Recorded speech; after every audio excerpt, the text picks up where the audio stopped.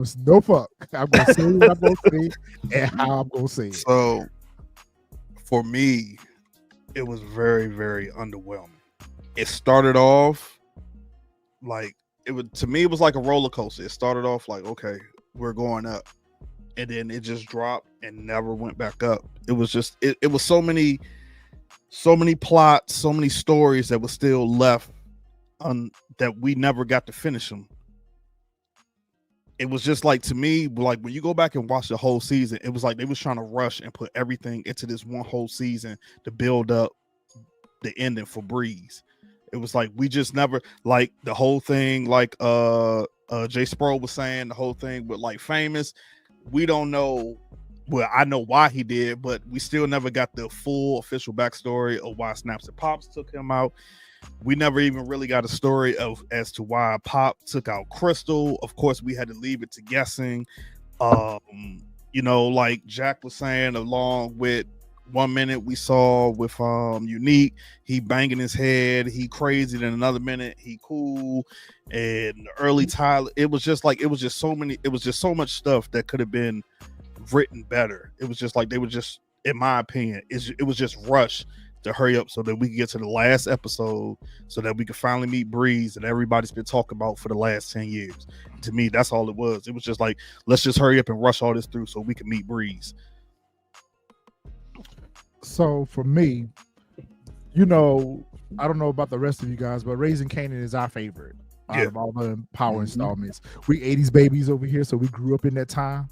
And so we really enjoy the writing on Raising Kanan as opposed to some of the other spinoffs. They were kind of a little bit, all over the place, a little far-fetched.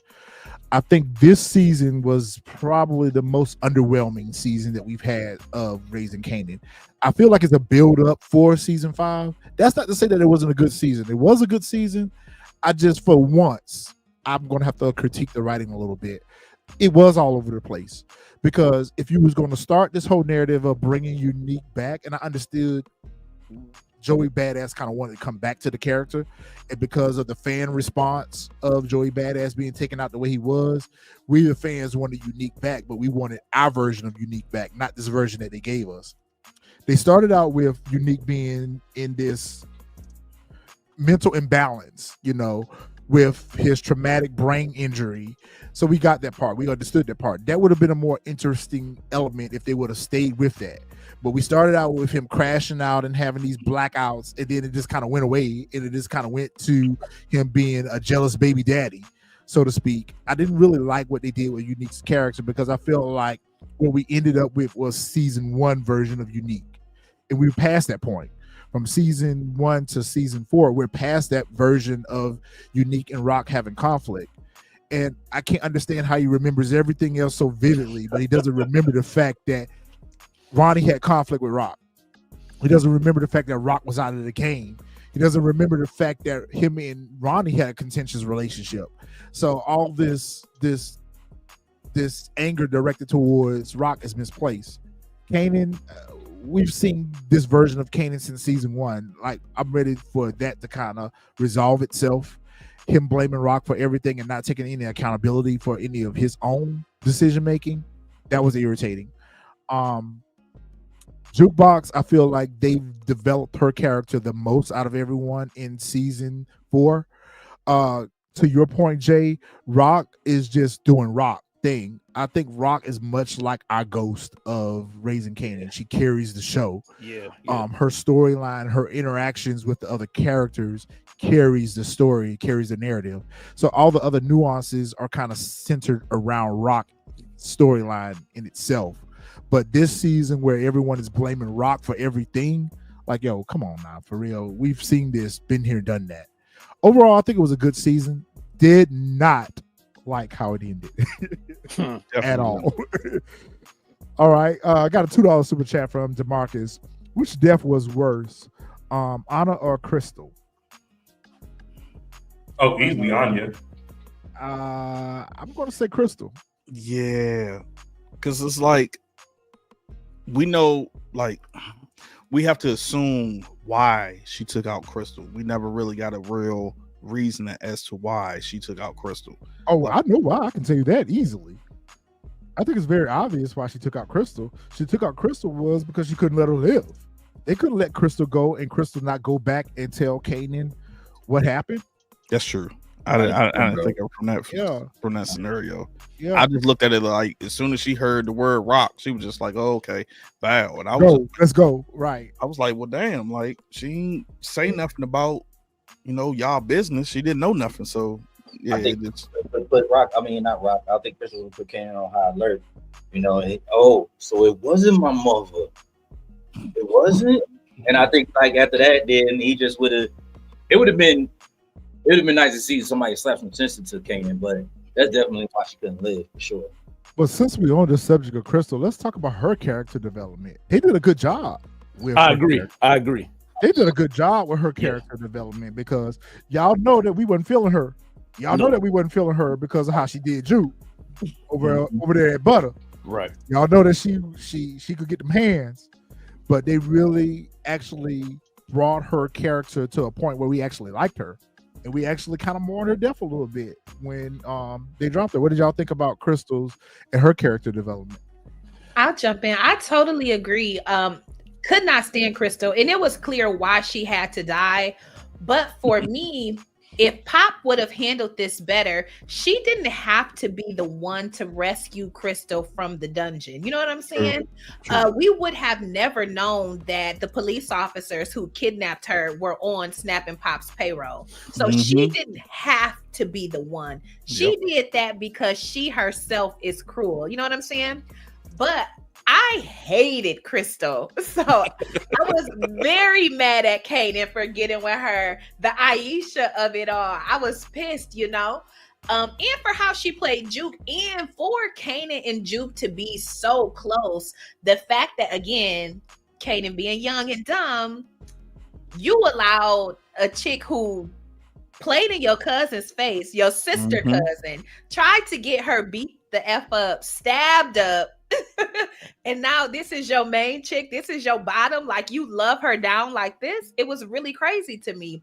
But she redeemed herself. I appreciated her as she moved throughout the season and how she was the only one, even when Juke was not, trying to speak to Kanan in a way in which that nobody else has the power to. And that is the touch of a woman who can say things to you that everybody else can't. We have your ear in a different kind of way. For real. I have to agree. I'll say this. If y'all remember when she came to Jukebox, she kept it so 100. She said, I knew right away that you had the best singing talent in the group and you were way better than me.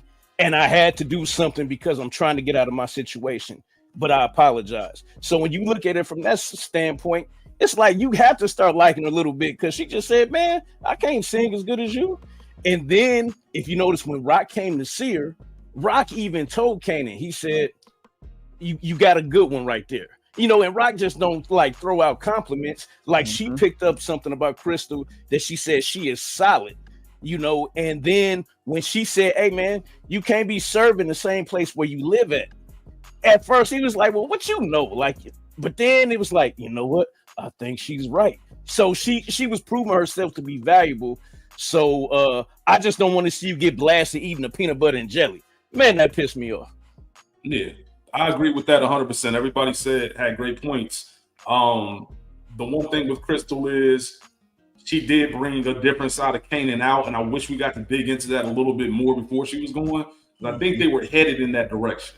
They really were. And there's a lot of value that she just added overall because we were not supposed to like her, didn't like her, and then she ended up developing into who she was. But the one thing I think we missed out on was, to somebody's point earlier about Kanan just being underdeveloped and kind of still being in season 1. There should have been a few more scenes of them together where he really entrusted her. To Rachel's point, if you chose her after what she did to Juke and played in Juke's face and everything else, I want to understand why. If that was my man's, I want to know, like, what do you see in her? Because then she play your cousin. What is it that draws you besides her being a pretty face and having some good advice? There's got to be some kind of human connection, almost to what Rock feels for Kanan. There's got to be some kind of pull in that direction that we can see. But we didn't get it. And it was unfortunate. And Snap and Pops really fumbled with that one. Can I piggyback off of what Rich said just real quick? So when you were saying like how we didn't necessarily get enough development to see like that connection between Kanan and Crystal, that's why that's kind of like my problem with episode 1 of the season, is because we went backwards back into season 3 instead of starting off in season 4, because season 4 didn't begin until episode 2. So if we would have started season 4 right from episode 1, I feel like we could have gotten a little bit more of that development of, like you said, of Kanan being able to entrust in Crystal more so than ever before. So because there's like that big chunk of time that we did not necessarily see. And it's probably became from the rewrites and everything that was going on. So that's why I'm like, maybe it could be something along those lines, but I do agree with you on that part in regards to like, maybe we should have gotten a little bit more development. But because we started off backwards, that's a whole episode that could have filled in a lot more gaps and story pieces for season 4 that could have been focused right then and there instead of us transferring back into season 3 to fill gaps. But that's just me. Yeah. And real quick, I think we saw more. I think we saw Kanan care more for Davina than we did for Crystal, just from how he approached it. Now that might be because Kanan was still young, and this is a different Kanan we're looking at than then. But I just think that the way he was after Davina and liked her, I didn't see the same way. He was more so about his business, and she was along for the ride. When I say she, I mean Crystal. That's just my 2 cents. I want to hear what y'all think about that too. Okay, well, let me jump in. interesting. Go ahead, Mr. Power. Go ahead. Yeah, I find that interesting because I feel like Kanan's been developing though, and he's losing all of these people. So every time he loses somebody new, it's like, well, damn, I lost my girl, I lost this person, I lost my best friend. Crystal, in my opinion, was the last thing holding Kanan's humanity. Now that she's gone, that she had the most value. She was the one person keeping him from going against his mom. She was like, yo, your mom ain't do this, bro. You know, so it's a tough loss. Rich, it's funny you should say that about Davina, because I went back and I started watching from season 1 again just to see if there was some different parallels with Kanan's character. I think a lot of Kanan, we know that Kanan had a thing for Davina since the 1st grade, right? And because she was with Buck 20, he was always chasing that, trying to get with her type situation. But I think that kind of evolved into grief at the same time because he felt guilty about dropping Buck 20. So I think that was the whole situation. And then you got to look at her situation too. She was her mom was on that stuff. And then, she was trying to take care of her little sister, and then she got snatched up and put into the foster care. What I really am disappointed with is they did not tell us, or they did not show us how her mother passed. What I wanted to happen from that was Kanan's blue tops was the reason why Davina's mom got taken out. I wish they would have given us that, like I didn't know, because they just said that her mom passed away, but they never just said from what and how. We knew that her mom was a junkie, so you have to ask yourself this question: was it Kanan's blue tops that took Davina's mom out? But they wrote the character off; they didn't unalive the character, so there's a possibility that she could enter back into the Power universe. But I don't think there's a purpose for her anymore because we know that Kanan ends up having a child with Jarita, which I wish Jarita's character would have been Crystal. And the fact that they didn't even touched on a little bit about the deletion of the child that they had or whatever. Crystal wanted to keep the child, and Kanan didn't. So kind of going back to Ray's point off camera, we were talking earlier about Kanan just being a horrible character or whatever the case may be.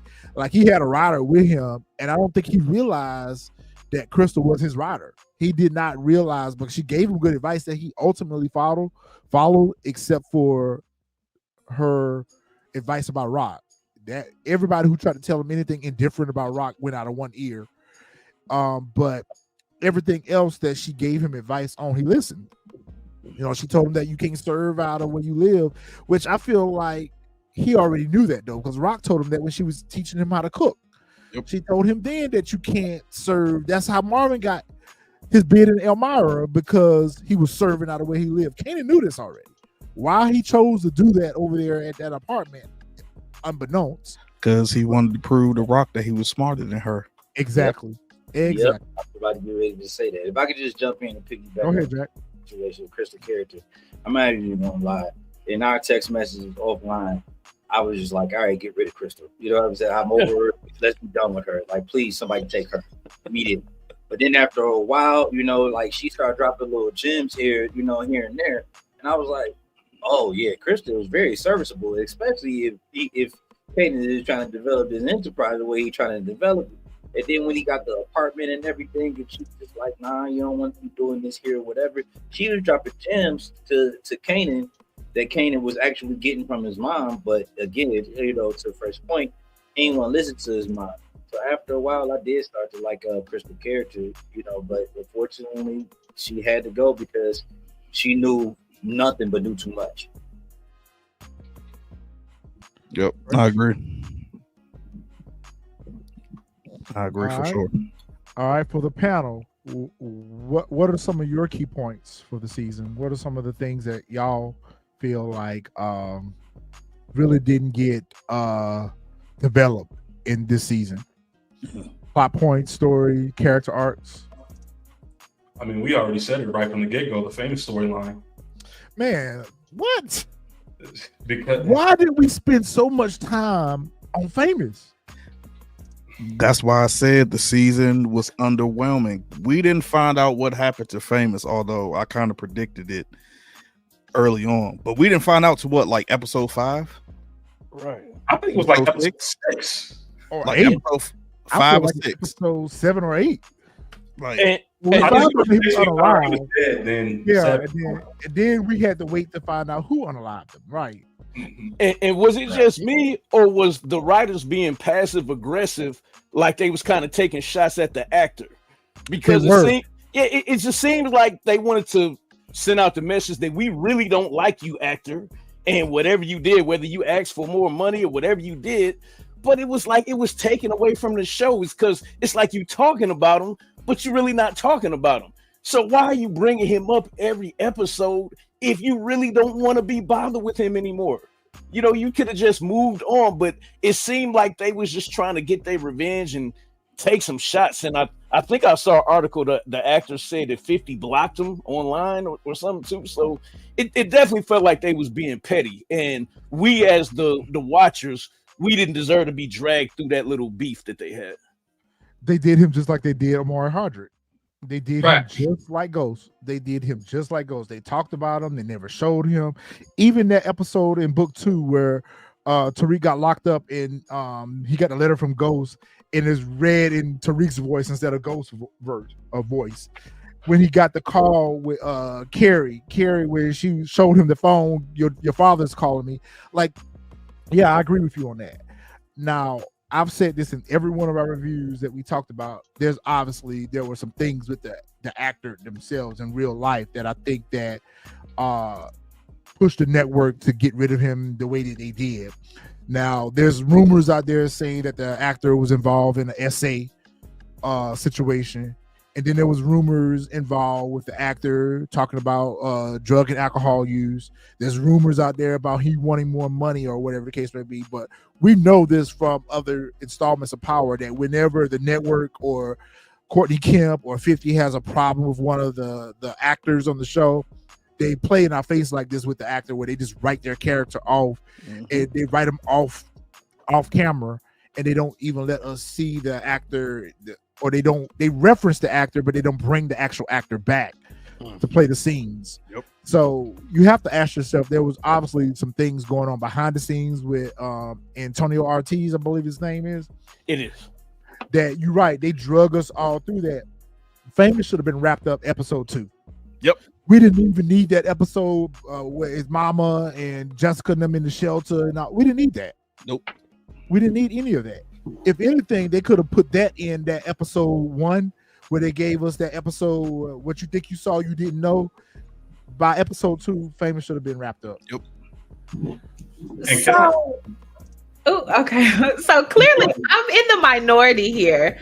I knew, and Kyron, you can attest to this for your audience who's not a part of ours. I said Famous was dead episode 1 of season 4, and I held that all season. I agree. I didn't necessarily need a whole Famous episode, so I didn't know a lot of the backstory or off-camera issues that you guys are speaking to, which now in hindsight make a little bit of sense for the way in which it was carried out. I agree that maybe instead of episode 5, we could have knocked that out in the play-by-play of episode 1 or 2, but I knew that he was dead. But I think that what the writers were attempting to do was carry on the famous story as a means to push Kanan's quote-unquote issues with his mother to carry on the season, to justify the final episode. Like, you have to have something, you know what I'm saying? It's not just now it's Crystal, but now it's Famous, my very best friend, unlike D-Wiz, who I'm cool with, who he's mentioned more in this season than we've heard since D-Wiz was murdered, you know what I'm saying? Mhm. So it's very interesting, but I wasn't put off by Famous's death because I always thought he was dead by the end of season 3. He was essentially snitching as far as everybody else was concerned. Now, I did not think that Snap and Pop had anything to do with it. But again, it makes sense, but I just would have never suspected them. I thought it was Marvin, for real. Everybody did. I did too. They hey, don't feel bad because they jumped on me when I said it was Snaps and Pops. Everybody said I was wrong. Everybody jumped on You me. all know it was Marvin, not even gonna lie. Everybody said I was crazy. Everybody thought it was I mean, Marvin. no, clearly. I'm gonna be the first to say that I thought it was Marvin too. Can I answer DeMarcus' question real quick? Will we be mad if it's 8 episodes? Look yourself in the mirror and ask yourself. We was pissed off with the 45-minute episodes. We need 12 episodes is what we need. For real.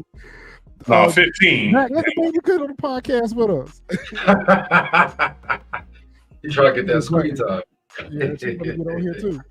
Mr. Powell, what you think about this whole situation with Famous? What was your thoughts? Man, kind of like how Ray said, I knew he was dead before season even aired. Once they put out the trailer and was doing the promotion and stuff, I was like, where's the actor at? Why they got a poster with Stefano and Snaps and Pop and not Famous? He's the OG, you know, and we start to hear kind of these rumors that you guys speak of, and we know how stars be moving dirty sometimes. So I was like, hey, be out of here. And if you notice, like, he wasn't on the credits for any episode. So they using his name and likeness, he's not getting a dime off of it. Yeah, So, yeah, he getting paid for crazy how nothing this they- season, right? Nothing. And think about all the views and the controversy that he built up. A lot. That's a lot of money, bro. A lot. Which goes back to Jay's point. I think that they were antagonizing the actor a little bit, so to speak, because we did not need Famous talked about in every single episode this season. He was literally talked about in every character. Even with Stefano name dropping him, Famous last words. They found every opportunity they could to acknowledge the character, but not acknowledge the actor. He was not credited. He was not shown. So you're right. I feel like that was some of those situations where they were kind of playing with the actor, like, yeah, you out of here or whatever, but we're gonna talk about your character. Your character lives on, but you don't. My apologies, man. My daughter wanted some airtime. That's all right. You should let her get on. All right. Can I add about the Famous thing real quick? My problem with it at the end. Go ahead, bro. Yeah, so my problem with the whole Famous storyline is that at the end of season 3, it seems like they were going in a totally different direction with the character because they had this man dead to rights. The moms turned in the gun. They ID'd Famous right there at the crime of the scene. It's like they literally had this man dead to rights. So it seemed like it was going to be a whole season like him doing like a trial battle or something along those lines. And then you come into season 4 and it's saying like, oh, he was giving them information on dirty cops. How the fuck would Famous get information on dirty cops? Like, it makes sense to me. Right. Who was the informant on? Yeah, like they're all, right. We all know Famous was not about that life whatsoever. Yeah. So how would he know? Like, oh yeah, these niggas over here, they dirty. Oh, you gotta watch out for them. Like, what? Speaking of dirty cops, one of the things that I was really upset about, and I feel like they didn't need to, but they could have gone, was a cop just gets dropped and that's it. You have one press conference in the opening episode and there's nothing else about Howard. You have this meeting between the chief and Garcia they have to close this case before he retires, but you really don't get it except for Garcia harassing Juke. You introduced Burke's dad last season or whatever season that was. He's not going to fall into this to kind of see if Howard had anything to do with his partner. They suspected him of being dirty. It just seems like, and like I said, you don't need it for what they're trying to do. Because obviously, as we all mentioned, this is a build-up for the next season to finalize everything. But it's just really hard for me.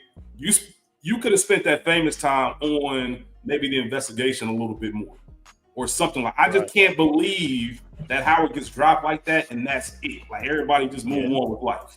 I just wanted a little bit more there. Yeah. Especially who he was. So it's funny you can say that, Rich, because I was thinking the same thing. Like, I wanted Snap and Pop to have more questions about Howard than anything. Because remember when Rock showed up, when Ronnie and Kanan had staged the kidnapping, and Howard showed up with Rock and Marvin with the about the ransom. I wanted Snap and Pop to have more questions for Rock about why she brought Howard with her. Like, I agree with you. We should have spent a little bit more time on the whole Howard situation, especially when they showed us that scene with Captain Baptiste saying that I don't care what it takes, press on all your CIs out here, find out what happened to Howard. What I said in one of our reviews is what would have been a good story if they would have pinned that up on Unique. And it seemed like they were trying to go that direction a little bit.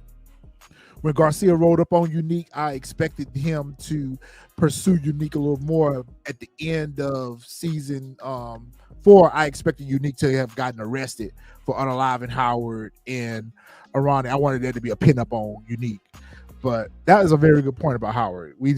Why show us that if y'all weren't going to spend any time with it? Much like Rock's pregnancy. That's the next thing I'm rolling into. Do y'all feel like we needed to see that?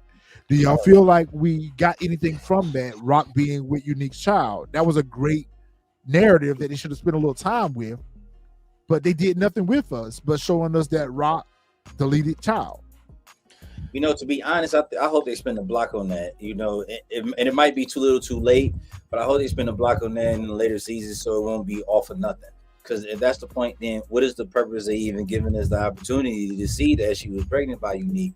Like, is that going to be a conversation that they have later to some point, some extent, where they look at Snap and Pops and be like, all right, this was our connection, even though you're not, you know, even though the deletion happened, you know, this is maybe our bridge to come back together to form something to go against Snap and Pops, because we can obviously see that they're going to be like the villains of the next season. For both of them to deal with, to be honest. So maybe they will spend the block on it, but I think they did drop an opportunity they introduced it too soon, and they didn't carry out the whole storyline. But then again, they did that with the whole show now, you know, the whole season 4. Yeah. I would say the situation with Unique and Rock gave us the best line of the whole season, and it was only 2 words. And this speaks to how good of an actress Patina Miller is. So, Rock, did you love him? I could have. Just 2 words. I could have. You know what I'm saying? She communicates so much with saying so little, and then we all fell for her in that moment because we know that she loves Symphony too. So the 2 people that she was involved with throughout this Raising Kanan process, like, she was really into both of them. And that gives us a balance for how cold-hearted and ruthless and street she can be. You know, that she was vulnerable. So she was vulnerable to Symphony. And then it felt like she regretted being vulnerable with Unique because now he's coming at my head. And you know, go ahead. I'm sorry. No, I was going to say, you guys are so right. I think that the fetus deletus was a method to humanize Rock or Raquel, as I started referring to her, just to sort of soften that up. I do hope that they come back to it in the last season, if she's still with us, in fact. When Unique showed up in her kitchen to confront her, his appearance to her, she said, me and you had something. And so that speaks to the nature of the relationship that she thought they shared. And I thought Unique was fucking with her like that too, but maybe not. And maybe it's the traumatic brain injury that's got him tripping like this. But I hope that them showing us that was more than just showing that Rock is a woman who can produce. Oh, yeah, you had your antennas on because I forgot all about that. I didn't even peep that for real, for real. I wasn't even paying no attention to that. I was just paying to the fact that he was in there eating some Eating that ice cream. butter pecan ice cream in her kitchen. That's all I was paying attention to. I didn't even peep that. That's I think it's the common interest thing too, that brought them close together. It's kind of like he said in the beginning, y'all both meet at the water fountain and bump each other heads at work. So if you constantly meeting somebody at work, just to I think it brings some type of realism to it. Hell, my wife is sneakerhead, so I'm a sneakerhead. It's kind of interesting. So it's just kind of like one of those things that we get to see a softer side of Rock. Even with Symphony, I don't think she was as soft on Symphony as she is with Unique, because they have like a similar understanding, and they could both speak a language that they both understand, a love language that only them two could possibly understand. So I just think by them being able to speak that love language, and by them showing us this in the beginning, even though they could have carried it a little bit on in this season, that we're gonna circle the block, and that's gonna bring them together somehow, some way. But you know what? They should have done, if they were going to bring Unique's character back, they should have expanded on his feelings for Rock, because we saw that when Early Tyler had picked him up, and Early Tyler had gassed his head up about Rock taking over his corners and everything. But when he was laying in the bed that night, he was saying all those corners are mine, but I still love her. So it's obvious that Unique's character, if you go back and watch season 1, they have flirtatious chemistry even in season 1. So I wish they would have expanded on, and they did a little bit, because when he took her lawyer out, Andre, when he took her lawyer out or whatever the case may be, he did that more so because he thought that he was fucking around with Rock or whatever the case may be. They didn't do what they needed to do with Unique's resurrection. If they were going to bring Unique's character back, they should have gave us something more than the at each other's throat situation, because he really, for no apparent reason, just developed this hatred for Rock, thinking that she put him down or she worked with Ronnie. Like, all that should have been resolved the episode when he pulled up on her at the house. She should have informed him then what had happened, when he got unalive, why she went over there and took over the corners. None of that was explained, and they should have given Rock that opportunity to explain it to Unique, rather than her just sitting there not saying nothing at all. When she said you and I had a thing, they should have unlocked all of those points for Unique to realize that, oh shit, Rock really did do this to me. So yeah, that was his wasted story. Ooh, CG, I agree totally. And also, not just Rock maybe having been able to say that clearer for him, I had nothing to do with your fake death, but Right. literally everybody who Unique encountered once he came to told him. Early said, I don't think she had nothing to do with it, I didn't hear from it. Phil said, I never heard the broad had anything to do with it. Everybody who he encountered told Unique he was not trying to hear it, and maybe again that's bruised ego. Exactly. But he just was not listening. And then I want to touch, Xavier made a comment about Pop alluding to DEFCON not being Kanan's father, and she did. I believe Snap and Pop know that DEFCON was left-handed per Rock's language. Being that we found out this season that DEFCON worked for Snap and Pop, I think that they are going to use that, dare I say, against Kanan. I think that there's an outstanding debt, and that is why they're doing so much to get Kanan in their employ. Damn, right? Talk that shit, right? Talk that shit, right? That is yo, Detective Ray. Right, she don't figure that shit out. Let's go. I like how she made that. Mr. Power, what's your thoughts? Man, I mean, it's crazy because I think that was one of the things that really soured this season for me, is this whole back and forth with Unique. Like, when you have a great actor like Joey Badass, you gotta write better for him. Like, you gotta put him in a position where he could deliver, and it's convincing. Like, even that whole initial scene with Rock was like, we're all like, bro, she didn't do this. And then he had the interaction with Kanan where he literally said, I took out Ronnie by myself and I would do it again. And he still didn't make that click in his head for him. So at that point, it just kind of made things kind of cheesy for me. I don't see what the beef is. where's the war? Why do you want to go at her?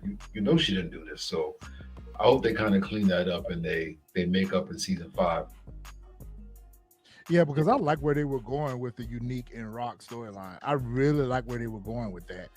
And the fact that it ended the way it ended before it could even develop. And then they take us right back to season 1 version of Rock and Unique. Like even Rock didn't even try to clean the situation up. Like, yeah, I agree with you on that, Mr. Power. They need to clean that up quick, fast, and in a hurry. Season 5. I do not want us to go into season 5 with the same bullshit. So this makes me want to ask everybody a question. Do y'all, because the Marcus in the chat, he brought up something that I've been saying since the get-go of this season. Do y'all feel like this season would have fared had they not pivoted and rewrote everything to fit Unique back into this season? Because for me, that's currently how I'm feeling. And DeMarcus, he said it. Ronnie would have been a much better fit this season than Unique, because he would have made him being in the position that Unique is in would have made so much more sense all around for this story. And it feels like, you know, Sasha Penn, like, yo, I love what he did for the show, but it seems like he kind of favored bringing his friends back on board that wanted to be on board instead of sticking with the story that he had on hand originally. So that's just me. But what do y'all think? That's what separates. That's what separates good to great TV series, right? That's the difference. Making those realistic decisions. There's no reason Unique is still alive, right? I said it in early season 4. Like, okay, when he's still alive, we knew that at the end of last season, but he should definitely die season 4. It just makes sense. The Unique story, I think, if they went in that direction, is finished. But they kept it going because they love the character so much. If you really want to push yourself to the fullest potential, tell the story and don't focus on the character. Ronnie would have been so much more intriguing to have this season. And everything that we're saying about Unique, it would all made sense had it been Ronnie. Everything that happened to Rock would have all made more sense if it was Ronnie the one doing it and not Unique. Especially when Unique, as Rachel just said, had everybody and their mom reminding her or telling him, hey, I ain't hear nothing about Rock doing that. And we hear everything in the streets. So 1,000% would have loved Ronnie. Yeah, Unique. Hopefully he gets his redemption in the final season, but the story would have been better if he was gone. But they kind of did the same thing with Famous too. So Fish, I agree with you. I agree with exactly what you're saying. I feel like not only did they give us a remix with Unique storyline, but they did the same thing with Famous. So all that time wasted on Unique and Famous was like, is that really where the story needed to go? Because we could have spent a little bit more time in other areas that y'all kind of shortchanged us on versus spending all this time with Famous, spending all this time with Unique, and that took over the season. Those two story arcs right there took over the season. And then you added the dynamics to Miss Joyce, Rock's mama. We needed more out of that storyline than what we got. We needed more out of that storyline than what we got. Like, I was waiting for this whole big reveal as to why Rock had such. The rest of the kids had beef with her too. The rest of the kids had beef with her too, but Rock had venom towards her mama. Like, it was so much disdain and acrimony between those two characters, even when they were at the church back in, I don't know if that was season 1 or season 2. We needed to understand what caused that. They didn't spend enough time with that. Like, I wish we would have gotten a little bit more from that if they were going to show us that. Otherwise, they could have just ridden the mother's character off like they do any other characters, and not have spent so much time with the whole she's dying of cancer storyline. I agree. But CG, this goes back to what we were talking about early before the live started, about how, once they get into a couple seasons, they get comfortable with the writing, right? They say, we want to tell this story, but then you bring Unique back because you like them and you're friends with them, obviously, you have a relationship and you love the character. Doesn't that contradict the storytelling that you're trying to provide? You know what? That's a good point, Mr. Power. And it's the same thing, kind of what they did over there in book 2 with Mary J. Blige character with Monet. Monet shouldn't have stayed around as long as she did. But I think because it's Joey Badass that's playing the character, it's fan service. So you want to keep his audience, his fan base watching the show. So it's easy for you to bring a character like him back. If Unique's character would have been played by anyone else other than Joey Badass, we wouldn't have got that. But because you didn't want to lose his viewership from his fan base, let's satisfy everyone and bring him back. So you're right about that. And real quick, Booktooth Ghost had no true vision. That's what separates from Man, we need to do a live about no that. vision. Yes, no vision at all. I I wanted can say to I still ask- haven't seen the first season, so Don't get me started, please. Don't even watch at this point. Don't even watch. I haven't. I caught on. Retro can tell you. I jumped in at season 2. I never watched the first season, so I don't know what happened. You don't need it. I wanted to ask CG in regards to Joyce. Do you have a sister? Do any of y'all have sisters? I do. I do. And did she ever, without obviously being too anecdotal, did she ever beef with your mom? Yeah, I did. Yeah. The mother-daughter dynamics can be so tricky. And so when you have a mother who essentially ain't shit, like what we learned from about Joyce from all of the children, it's easy to see why the relationship was so acrimonious. The saying goes, you raise your daughters but love your sons, which is why Marvin and Lou were not able to pull the plug on her, were able to have a different relationship with her than Rock. When you don't have a mother as a woman to nurture you, that's how you end up pregnant at whatever age, and then again by some grown man. You know what I'm saying? So it was understandable to me why their relationship was like that. But what I would have liked was more of a story, more stories of how she played in their faces, how she was abusive towards them, or emotionally or physically unavailable. I mean, she called Lulu soft. She called him a coward. You know what I'm saying? So we knew how she felt about him. And she wasn't wrong. You know, he too soft and Rock is too hard was what she said. But as a mother, she has to know that you're the reason that not the soul, but a key issue for why your children are like this. Good points, Ray. Very good points. From a woman's perspective, I like it. That's it. That's it. And that helps my understanding a little bit for that storyline between them. I guess more so going to some of the points that you mentioned, that's what I wanted to see more of with that character. We spent this much time with the mama. We need to get a little same thing with Tasha's mama. We should have seen more with Tasha's mama too. Like same thing with Kate.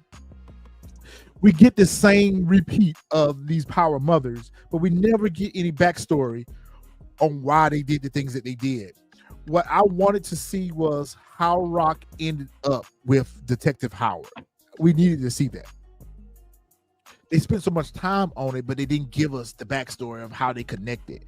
And to your point, you know, her mom wasn't there. She was out trying to make a way on her own. So, you know, was Rock a finesse job to begin with? Was Rock really out here finessing? You know, kind of like how Monet was training Diana to finesse and scheme. Was that Rock's mission? Was she out here just finessing and scheming just to get over because, you know, she's out here on her own, so to speak? So those are very good points, Ray. Maybe, which is how she ended up with DEFCON and close enough to him to realize that he was left-handed. And so now I can't really get nothing up out of you, but remember, Howard was undercover when he was fooling with them. So really ain't no telling what he was doing 15, 16 years ago while he was being a street nigga, probably in DEFCON's employ. He was being Jay Reed. Yeah, you been Jay Reed. It's too deep. You ain't no cop, Jay Reed. You ain't no cop, Jay Reed. But man, when you talk about the finessing and the manipulating, it just reminds me of Ghost. How much do you guys feel like they're really the same character in a way? Ghost was just the better parent, you know. To be honest, go ahead. No, go ahead, Damon.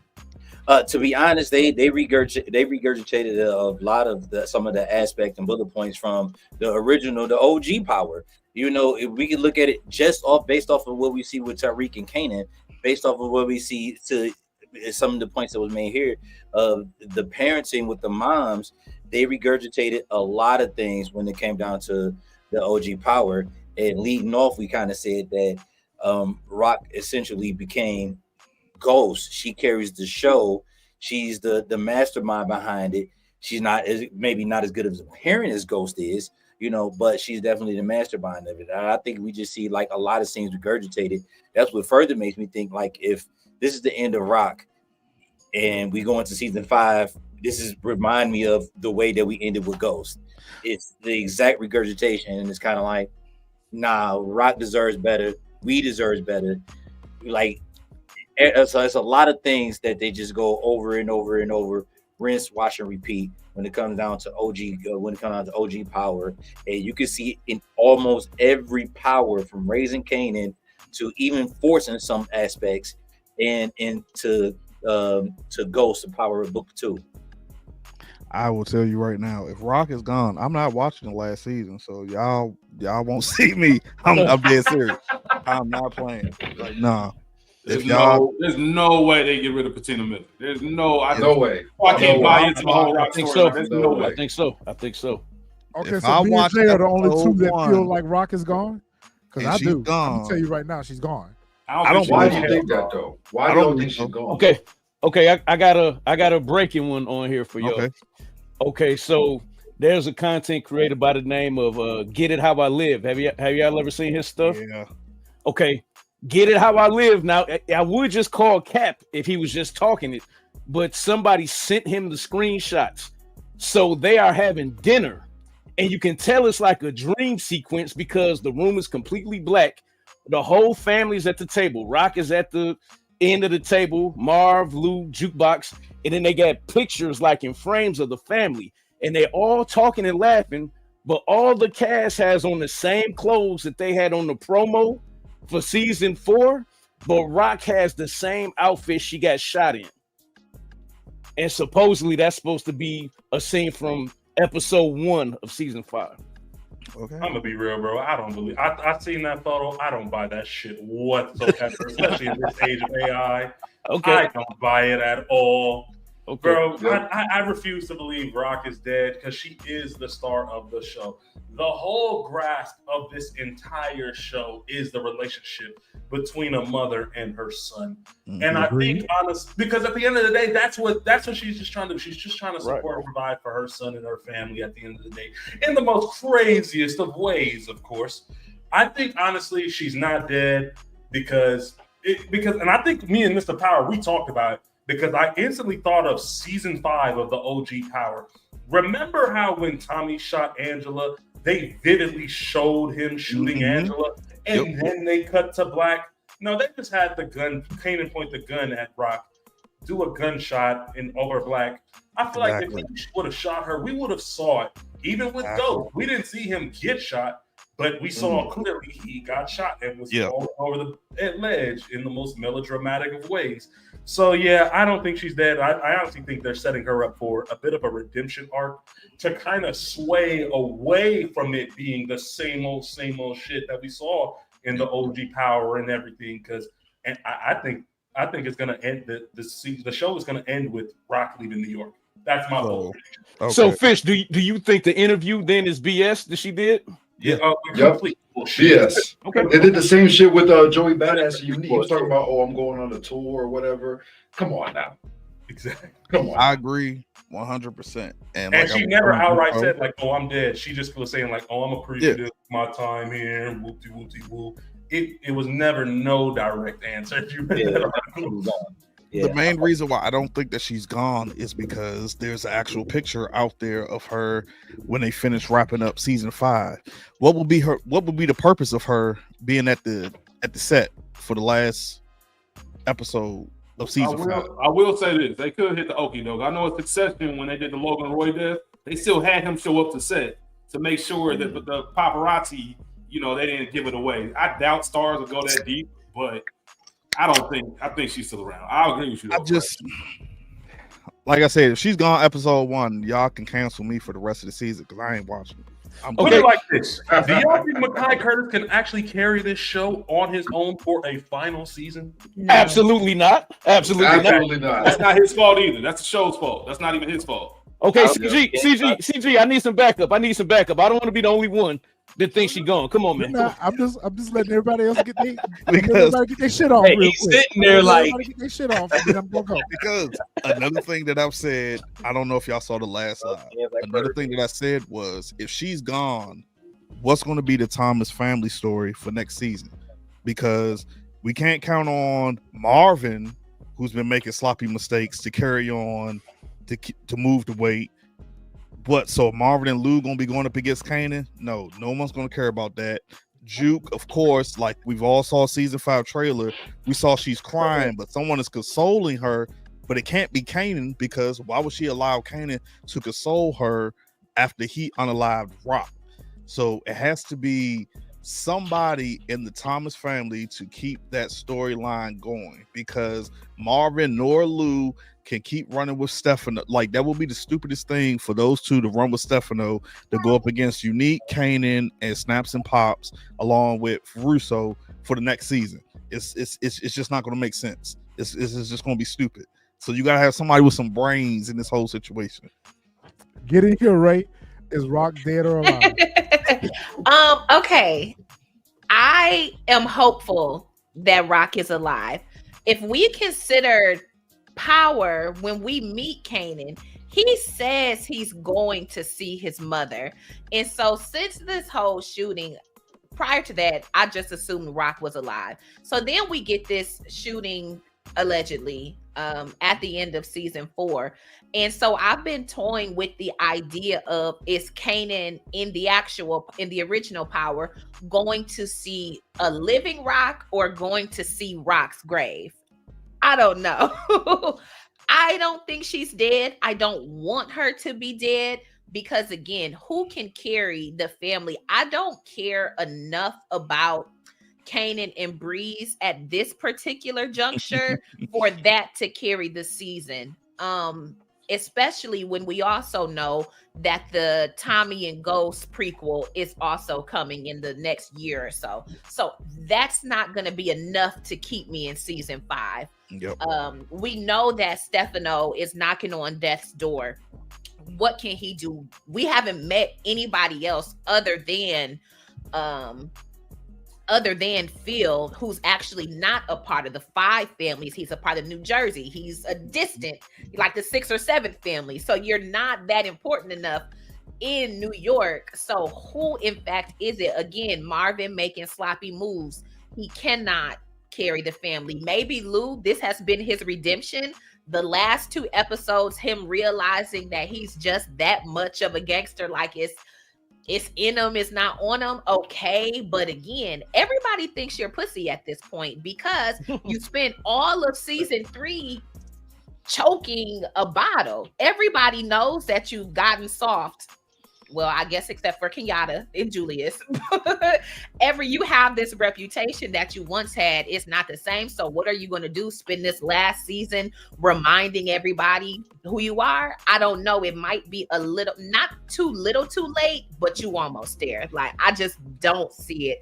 If she's not here, I'm going to be pissed, because I'm sick of Kanan. We talked about that before. I know it's raising Kanan, but he still has a lot of fucking growing up to do. He's a child. They're gonna.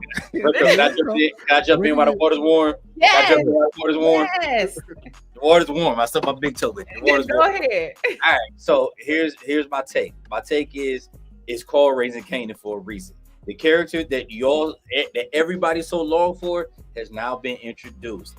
No, I don't think that Rock is dead, is unalive. However, I do think that it is a possibility, and this is why. Is because it's called Raising Kanan, and we need to push the story a little bit further, going into the origin story. At first, I was like, nah, because nobody can carry the story of this and another. At this point, you don't really need nobody to carry you through season 5. Everybody has done what they can do in order Exactly. to this point. So now it's time to move forward, because we're coming to a closure. We have to close this out in order to bring everything full circle, to bring it back around to how we all met at this panel to begin with, through OG Power. So yes, I would be extremely pissed off if she's not Rock. You know what I'm saying? He killed his mother, like he unalived his mother. We got a problem. It shouldn't be nobody else. If anybody take my mother out, it's gonna have to be me, not Uncle Lou, not Marvin, and Juke. If you ain't with me, you against me. That's what it is. Eddie up his pole on Duke. That's what it is. Duke. I ain't like that. You ain't with me. You against me. But all jokes aside, though, I think if she is gone, if she's no longer with us, that it's okay because we bringing it to a closure anyway. In order to introduce everything that we've grown to love, the breeze, how Kanan got to be Kanan, how Juke ended up being the cop. You know, and whether or not Kanan went to go visit her at the grave, or whether or not went to go visit her in California or Colorado or wherever she is, as she probably could be, I think that we're bringing it to a closure at this point. So if she's gone, I'm pissed off, especially because it's regurgitated OG power. But if she's alive, I'm not mad at that either. All right, I'm jumping. If Kanan visited her at the grave, if he the one that popped her, that's wild. Thank you. That's what I was going to say. That is crazy word. I was going to jump in real quick to say that before we move on. That wouldn't make sense if he was the one that took her out. Why would he go to a grave to go see her? And then two, I get what you're saying, Jack. We got to move the story along. We can move the story along, but again, so that means you're saying all of season 5 is going to be nothing on the Thomas family. It's just going to be about Kanan, Snaps and Pop, Phil Russo, and Unique, and Breeze, and whoever. Like, they're gone. You might as well have took everybody from the Thomas family out this season if you're moving the story forward. Because at the end, Retro, you can remind me, what was that? Was that book 2 where they showed the joint 96 where the young Tommy and Ghost is coming out? The end of OG Power. Coming out. So that means that this is going to roll in the origins. So at some point, like, it has to fast forward. So that's another reason why I think we're now, a lot of people have debated this on this, that we're in 93 because we have to push forward because they were going to meet up with Kanan or Breeze, whoever, in 96. So somehow, some way, like, if that's what we're moving forward to, then Lou, Marvin, and all them, they got to be gone next season, at least at the beginning. That's the only way that's going to make sense for it to push forward. Yeah, I'm gonna touch on all that real quick. We got a $10 super chat from DeMarcus. It would be interesting if Rock is in a RICO case and die like Nito Brown using the get out of jail free pass, thinking that she's about to escape the game. Tremont could retaliate on Rock. Okay, real quick, Mr. Power, what are your thoughts? Rock, dead or alive? And then I'm going to give you my thoughts. I think she's alive, but I want to just touch on one thing that I keep hearing people say. They keep referencing back to the OG Power where Kanan says he visits his mom. Does anybody ever think like, oh, maybe he was lying? Like, exactly. Right. Dealing with this is Kanan's Kanan was the biggest liar ever. He's a manipulator. And who did he learn from? His mom. If y'all think they killed Patina Miller, one of the best actors in learned from Snapping Pop. Y'all tripping. Yeah, you tripping. Rock ain't going nowhere. And if she does, I'm going with her. Right. I'm going with it too. Listen, as much as I do not want Rock to be gone, let's go back to, I think that she is gone. And the reason why I feel like that is because this is the last season. We know that's the last season. Okay. Everything that you guys have said are valid points. I don't even want to argue with him. I hope every one of you guys are right because I want to be wrong on this. But we thought the same thing about OG Power. We thought that Tariq was not going to be able to carry a show by himself when they got rid of Ghost's character, but he went. We thought that just by Kanan saying he's going to visit his mom, that's a continuity issue. That could be easily a continuity issue because at the end of the day, at that point in Power, we didn't know that we were going to get these spinoffs. Mm-hmm. So just like what they did with Jukebox character, they didn't really develop that story arc. They didn't really develop the story arc about Kanan going to visit his mom. What's curious about it is that he would mention that to Ghost and Tommy. It alludes to the fact that Ghost and Tommy would know who Rock is. Exactly. But the reason why I feel like if they were going to keep Rock alive, they should have closed out some of these other story arcs. You got too many story arcs going concurrent for us to have a season 5. We're going into season 5 with the entire Thomas family. That's crazy work. We haven't gotten rid of anyone out of the Thomas family. Lou could have been gone.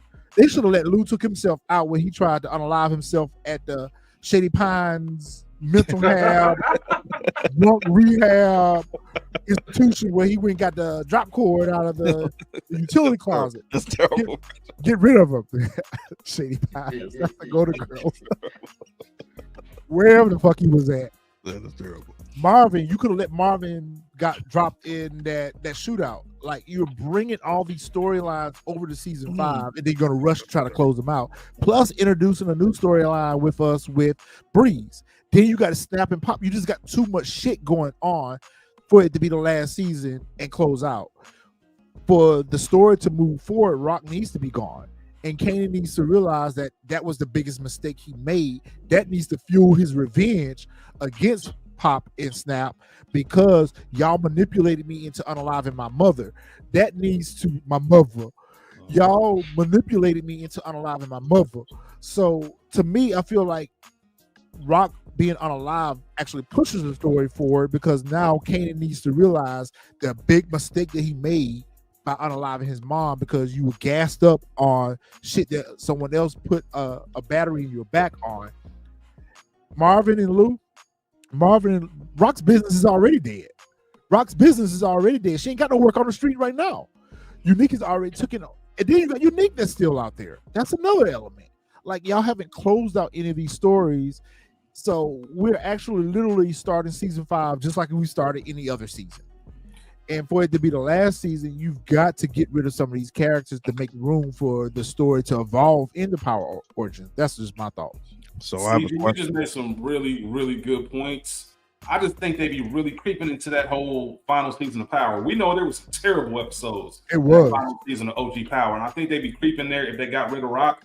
Getting rid of Rock is like tie ball game, fourth quarter. Let's take Kobe out. Let's take MJ out. You don't do that. She's just too important to the story. And I get everybody making the great points about it does need to shift more towards Kanan.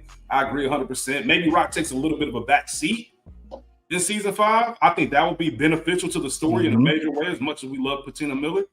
But I just don't think you get rid of her. You've seen what happens when you do that before, but we also know Stars also doesn't care. Yeah. So we'll see.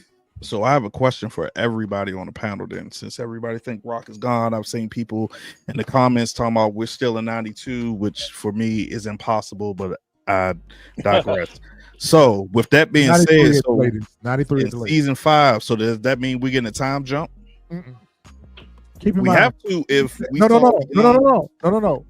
End of OG Power, it was 96. Okay. We still have to have I feel like if we're going to introduce, we have to remember, I said this last week, we have to have a period of time where Kanan and Breeze develop their relationship before we get to Ghost and Tommy.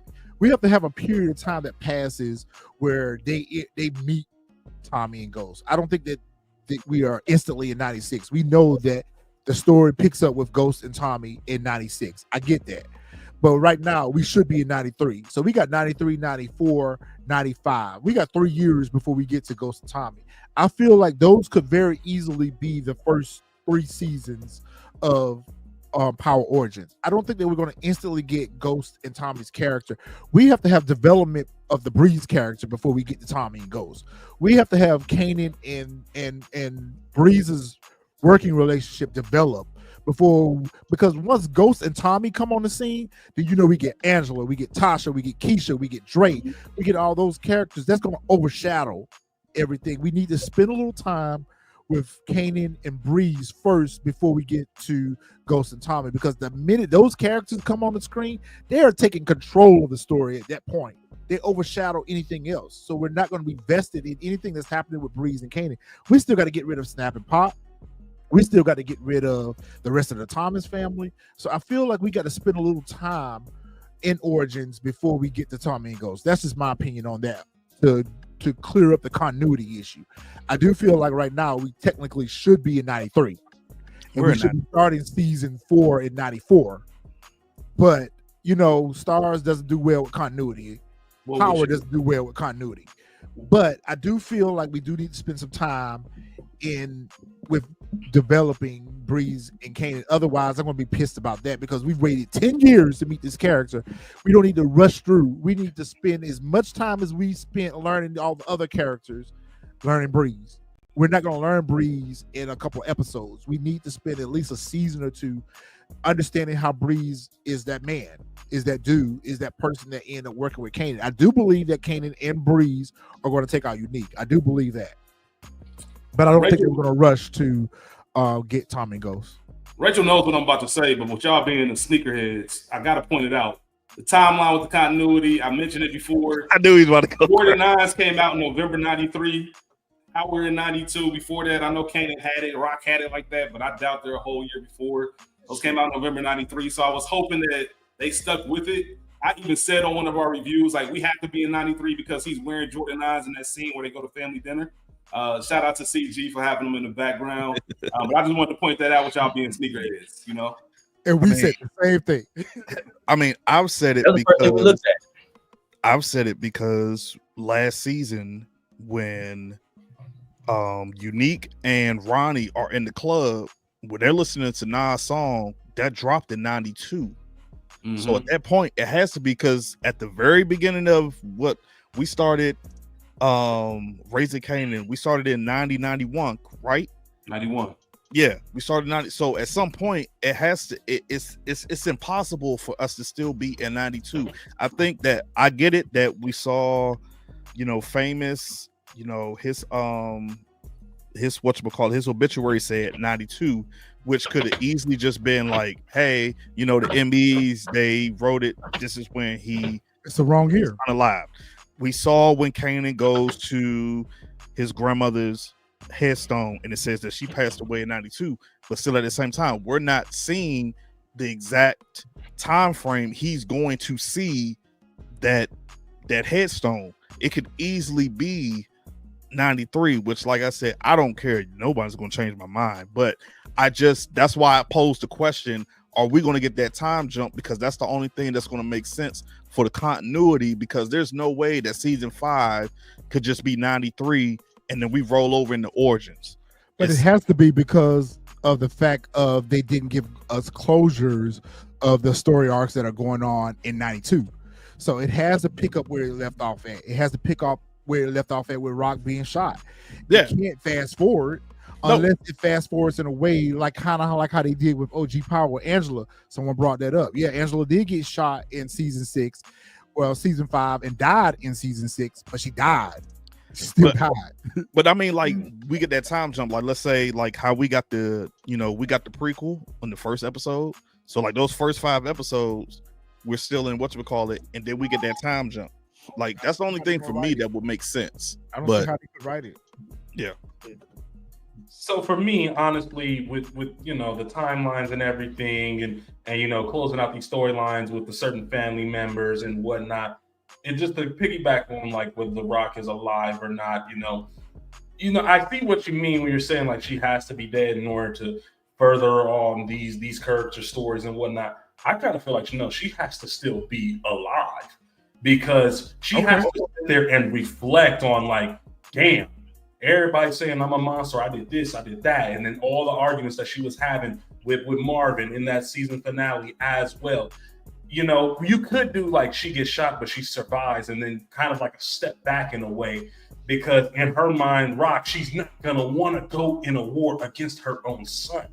So that's big, and then like her whole business is collapsed and everything, so she has no business, so she could take that step back. And then Kanan, he pretty much just caused a whole civil war with the family, and then you can still focus on him and Breeze building that relationship and slowly but surely uncovering the truth behind Snaps and Pops and their true motivations. And then that Kanan comes to that realization, and then he goes back to his mom, and then you start to build that reconciliation between the two, where Kanan kind of matures a little bit. And then you can end the season on somewhat of a satisfying note of the mother and the son joined at the hip for one final time to take out the people that tried to completely kill their relationship at the end. I like that. Move on. And then you have Rock possibly, like I said, have her leave New York. I feel like that's the strongest route for her to go. Killing her, that's just too easy. Same old. And her cliche.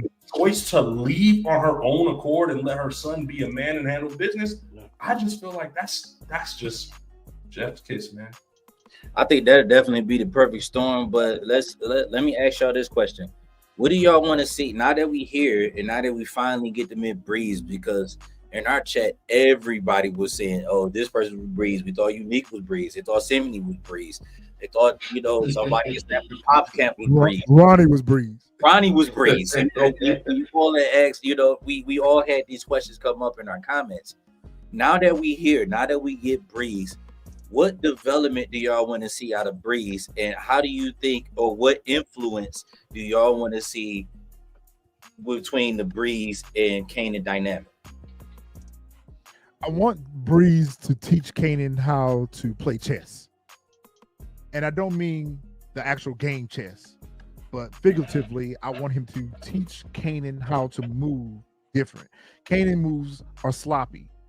They're emotionally driven. They're not strategically driven. The only time we've seen him use any little bit of a strategy is when he went to put Ronnie down. And maybe some other little schemes and scams that he's done, like with the car, with the gas station, serving with the gas station and the courier service. We see that, but that needs to be pulled out of Kanan a little bit more. We need Breeze to teach Kanan how to move out here in these streets and not necessarily be manipulated. That's what I want to see the Breeze character do for Kanan. So you saying, like, just to add, just a quick question. So you think kind of like how Kanan was doing Tariq in a way? Is that what you're looking towards? Yes. Oh, gotcha. Yeah. I'm gonna jump back on the question on do you think there's gonna be a time jump or not? I think the time jump is gonna depend on one character, and y'all about to flame me over this. The young brother who discovered Famous that a lot of us felt was Young Ghost. No. If that is Young Ghost, then no time jump. If that's not Young Ghost, then yeah, time jump. I bet my life savings that ain't Young Ghost. Hell no. Yo, not Ghost. That is not Young Ghost. I'm sorry. That is not how they're going to introduce that character. Can't let this go on. Y'all are disrespecting Ghost, bro. Thank you. Ain't no way they're going to introduce him like that. No. Come on now. No. Come on. They introduced We've been Breeze. watching Power for too long. Ghost has to get more of a prominent introduction. The way we will know, just like we did with Breeze. We will Exactly. know when Ghost is on. Yeah. We will know when that character is introduced to us.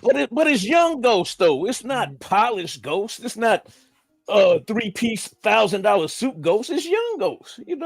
That character, and I guess that's another thing that I watch a lot of channels, and I'm not knocking anyone for their content, and I'm not knocking anyone for their theories. All I'm going to say is a lot of people look for those nuances and Easter eggs, and that's not how the show traditionally introduces characters to us. That's a plot device. That was a plot device that was put there to find Famous. That was it. That's all. There's no other purpose for that character other than for him to go into that bodega, steal that 40, and run off and have the bodega owner chase after him to find Famous. That was a plot device for that character. Will not be Ghost. Yeah. Facts. Going back to the original question, what I want to see from Breeze, and that was a great point. Rachel every week had always talked about Kanan being a child and just moving sloppy and just moving crazy, and realizing how Ghost could overtake the business from him because of how he does. So that was a great point about him. The one thing I want to see Breeze introduced to Kanan is some humility, in a sense, like some street humility. And the fact that Breeze is a peer. Everybody else in Kanan's life is an adult, and they look at him as a kid, even though you're savvy, you're going places. You're the young OG, like you're youngin', but you ain't there yet. Breeze is someone that he can level himself up with. If Breeze is really who they say they are and getting like they do, then I think he has no choice but to follow in Breeze's footsteps because he sees how it can be done. At some point, Kanan's gonna have to realize that his way isn't working, and I think Breeze is gonna be the character that, hey, from a peer-to-peer level, we can do this together versus I'm feeling like I'm being little nigga every time that I try to make a move on my own. I want Breeze to look at some of Kanan's things and say, yo, what are you doing? Why would you do it like that? Or, hey, look at it like this and flip it this way. And I think that's going to make a lot of sense for how we see Kanan be who he is. Like I said, even in OG Power, he doesn't move the cleanest. But I would love to see that period. That would be a lot from the Breeze character for me. I think what they're showing us with Kanan's character is how easy it was for Tasha and Ghost and everyone else to manipulate him, because even though Kanan is a savage, he's a beast. he's always outsmarted, and we see that he's being outsmarted here. To answer the comment, no, I do not think Kanan is going to be recast. I think he's going to grow with the show just like Tariq did. I don't think that they could possibly recast the character because the character is at the right age to grow for subsequent seasons. So let's just say that Origins goes 5 seasons. This actor is young enough where he can grow into the adult. Yep. Kanan, just like Tariq grew from like 13 to 21 on the Power Show. So I think that that's a good point. Who else wanted to answer Damon's question about Breeze and Kanan? Yeah, man. I just want Breeze to teach Kanan how to be a man. Like, forget all the street shit. Like, teach him how to take accountability for his actions and decisions, and not just blame your mom for everything. Especially when you live in a life like this. Like, you can't blame nobody else but you. Good point. I think I think with Breeze, or definitely because we already understand who Kanan is, we already see the savagery in Kanan. I think Breeze just need to give him more of that street smarts. Like he thinks, like Kanan only thinks of what's in front of him. You know, he can't see outside what's in front of him, and that's what get him in trouble so much because he think he know everything that he just see that's right in front of him, except for, like y'all said, to y'all point, with the Ronnie situation. So I think Breeze will bring the balance so he'll have a better understanding of the ins and outs of the underworld, because he just think that it's just money hand over fist instead of all these chess pieces that's moving outside of what he possibly could see. And that's probably why he blamed his mom for everything, because he only see that. And well, of course, we know that he's not going to see no further than that, because he could have seen no further than that in OG Power. The only time that he kind of made chess moves is with Peak Sneakers, and even at that point, they kind of figured that out too. They kind of was like, well, nah, you know, they was like, well, maybe is really Kanan behind this? And they was like, oh, maybe it's not. Why would he or whatever? So even he couldn't see the flaws in that plan. So I'm just hoping that at least at some point that he learned how to play a little chess instead of always playing checkers. You know what? My next question is going to make me my next question is going to actually make me piggyback on the fact that Rock may be alive. I'm gonna have to say I'm 50-50 now, because what was the purpose of keeping Stefano alive? What was the purpose of keeping Stefano alive? That character should have died. Why did we need him? Why do we need him?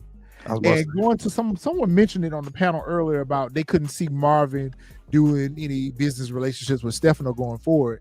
If they're going to kill the character, they should have just killed him in this season. So I feel like Stefano is still alive. So that brings me to my next question. Who was Rock on the phone with? My vote was Stefano. Go ahead, Ray, because I seen she was Ray ready to go in for a minute. Yeah, I seen her. That's why I was like, go ahead, jump in.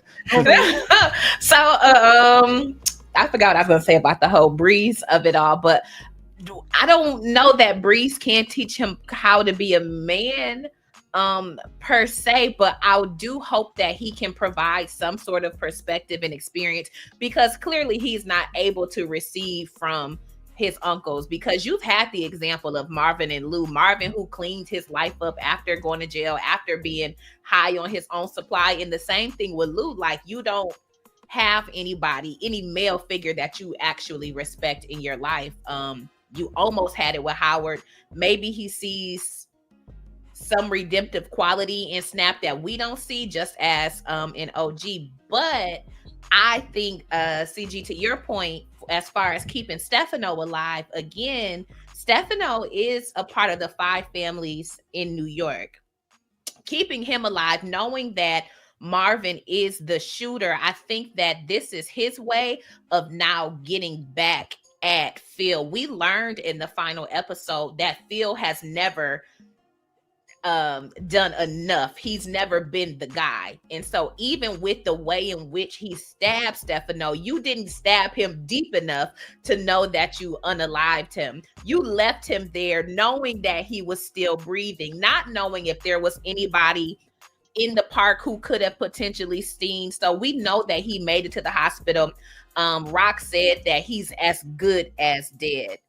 I think that there is some breath in his body, and he's able to tell Phil's plan with Marvin unaliving Sal. And that is what gets the New York connection, the New York family to back Rock's enterprise, because remember, she does still have all the product from Hafiz. She just doesn't have anywhere or way to move it. The war, the civil war that y'all spoke about, it is coming. And I think that now, prior to this, because of Marvin's faux pas with Early, Stefano was ready to wipe his hands of the Thomas family. But now I have to utilize them again, because they are the ones who are actually able to get their hands dirty. They're the ones that are putting in work. So now I have to put my family's muscle behind them, because Phil in New Jersey played us. Exactly. And Rock is the connective tissue, so she has to be alive. Exactly. Yep. That's why I kept saying Rock has to be alive, because he not going to use Marvin to go in a war against Phil Russo and Unique, all of them. Like, that just would be, we've already seen Marvin is terrible with his decisions. So if they try to do a 180 and then all of a sudden Marvin becomes like this smart leader, I'm like, nah, ain't no way. We just seen him in all of season 4 making all these mistakes. There's no way that he does a 180 and then he just becomes like this. Oh, I'm a general now. Yeah, I can't see it. So yeah. And Stefano don't even know who Lou is, so you can't even mention Lou. We've never interacted with each other once. That's right. Right. In terms of the phone call, I don't think it's Stefano for one reason. She made a comment about frying fish. You know what I'm saying? So it's like he already bleeding from the gut, and you wouldn't want to insult him, by making a joke about his fish place getting firebombed, So I agree with Ray. I think it either has to be Hafiz or Marvin that she's on the phone with. It could be Marvin. But you keep in mind, Marvin just was in a shootout. So the context of the conversation is the clue. She wouldn't be having that type of conversation with Marvin after Marvin just got shot at. That conversation would have been a different conversation to have. Mm-hmm. It didn't make sense for her to have it with Lou, because she had already sent Lou out to kidnap Pernessa and Jerome. Think back to what she said in the conversation. In the conversation, she told the person on the other end of the phone that Unique is going to have bigger problems than some boiling fish to worry about. The boiling fish was a reference to the fact that they set Stefano's fish shop on fire. Right. Earlier in the episode, when she was talking to Lou, she told Lou that she wasn't sure that Stefano was touch and go, that wasn't sure whether he was going to live or survive. To me, I think that was Stefano reaching out to Rock, letting him know that he did survive and that they going to patch up their issues, and now we got to go get at Unique. So I feel like that conversation was a reconnection between Rock and Stefano. It just wouldn't make sense for it to have been Marvin, and it wouldn't have made sense for it to have been Lou, when she had already told Lou at the house to go kidnap, unless it was Lou calling to confirm that they had just picked up Pernessa and Jerome. That doesn't make sense. I mean, go ahead. No, I was going to say, just to jump in real quick, it does make sense. So it can only be those two. It can't be Hafiz, because Hafiz don't know where they move product out of. He just a distro. He's just supplying them. So it can't be Marvin, because just like you said, I mean, it could be Marvin because we're talking about the power of the universe, but I can't see it being Marvin because of, like you said, he ended up getting shot at. But at the same time, I'm thinking like, hey, it could have been because he's like, hey, these fools just tried to take me out. They rolled up on me at the gas station. But like you said, Retro, her tone made it seem like, because she wasn't in like a panic state. Yeah. So if it's not Lou, then it has to be none other than Stefano. Could be Lou. We about to get some new character that we've never heard of before. But those are the only two I could think of that she was talking to on that phone. Because we know it wasn't Juke. We know it wasn't Juke, because Juke wouldn't know nothing about that. So, which poses my next question: who was Juke calling? Okay, so that's the big argument between us off camera. We've argued about this for about 2 weeks straight. I'm going to say that she called Marvin. That makes most sense. It's not I'll say it right now, it's not Garcia. There's no It's way not she Garcia. introduces a police officer. Hell nah. No, she ain't talking Fuck about no. Garcia. Yeah, so it's not Garcia. I know a lot of Not people in the Garcia. comments have been saying that, but there's no way. I think the way that the Marvin and Juke relationship has developed, and I've mentioned this before when we got y'all, based off where it was in season 1 with that, infamous scene in the bedroom and Juke's bedroom and the way that went down, we should not like it. It's beautiful to see what the relationship is. They really made an emphasis on her talk with Aisha about how much Marvin means to her. And I think that's the only person that she knows or has any kind of solace or comfort in. And I think that's who came in. And I don't think the gunshot that we heard was coming from Kanan's gun. Thank you. My man. Somebody. We here. We on the same What page. boy say, we here. Here we go. I don't think it came from Katie's gun either. Since we were on the topic of it, I don't think it came from Katie's gun either. I'm gonna spin the block on that. I like as soon as we watched it, because we was all texting each other, all three of us were texting each other while watching it live time, and all I was night long. Yeah, all night long, and I was like, it ain't no way. Granted, it's 9 o'clock here, it's 12 o'clock there. We were still going at it. I was like, nah, it ain't no way that came from Katie's gun. I just can't see it. I can't. It came from outside, or they came from somebody who ran inside. Nah, you going past the question. The question was, who was Juke on the phone with? Exactly. Okay, well let me talk about that then. Juke was on the phone with Marvin. Okay.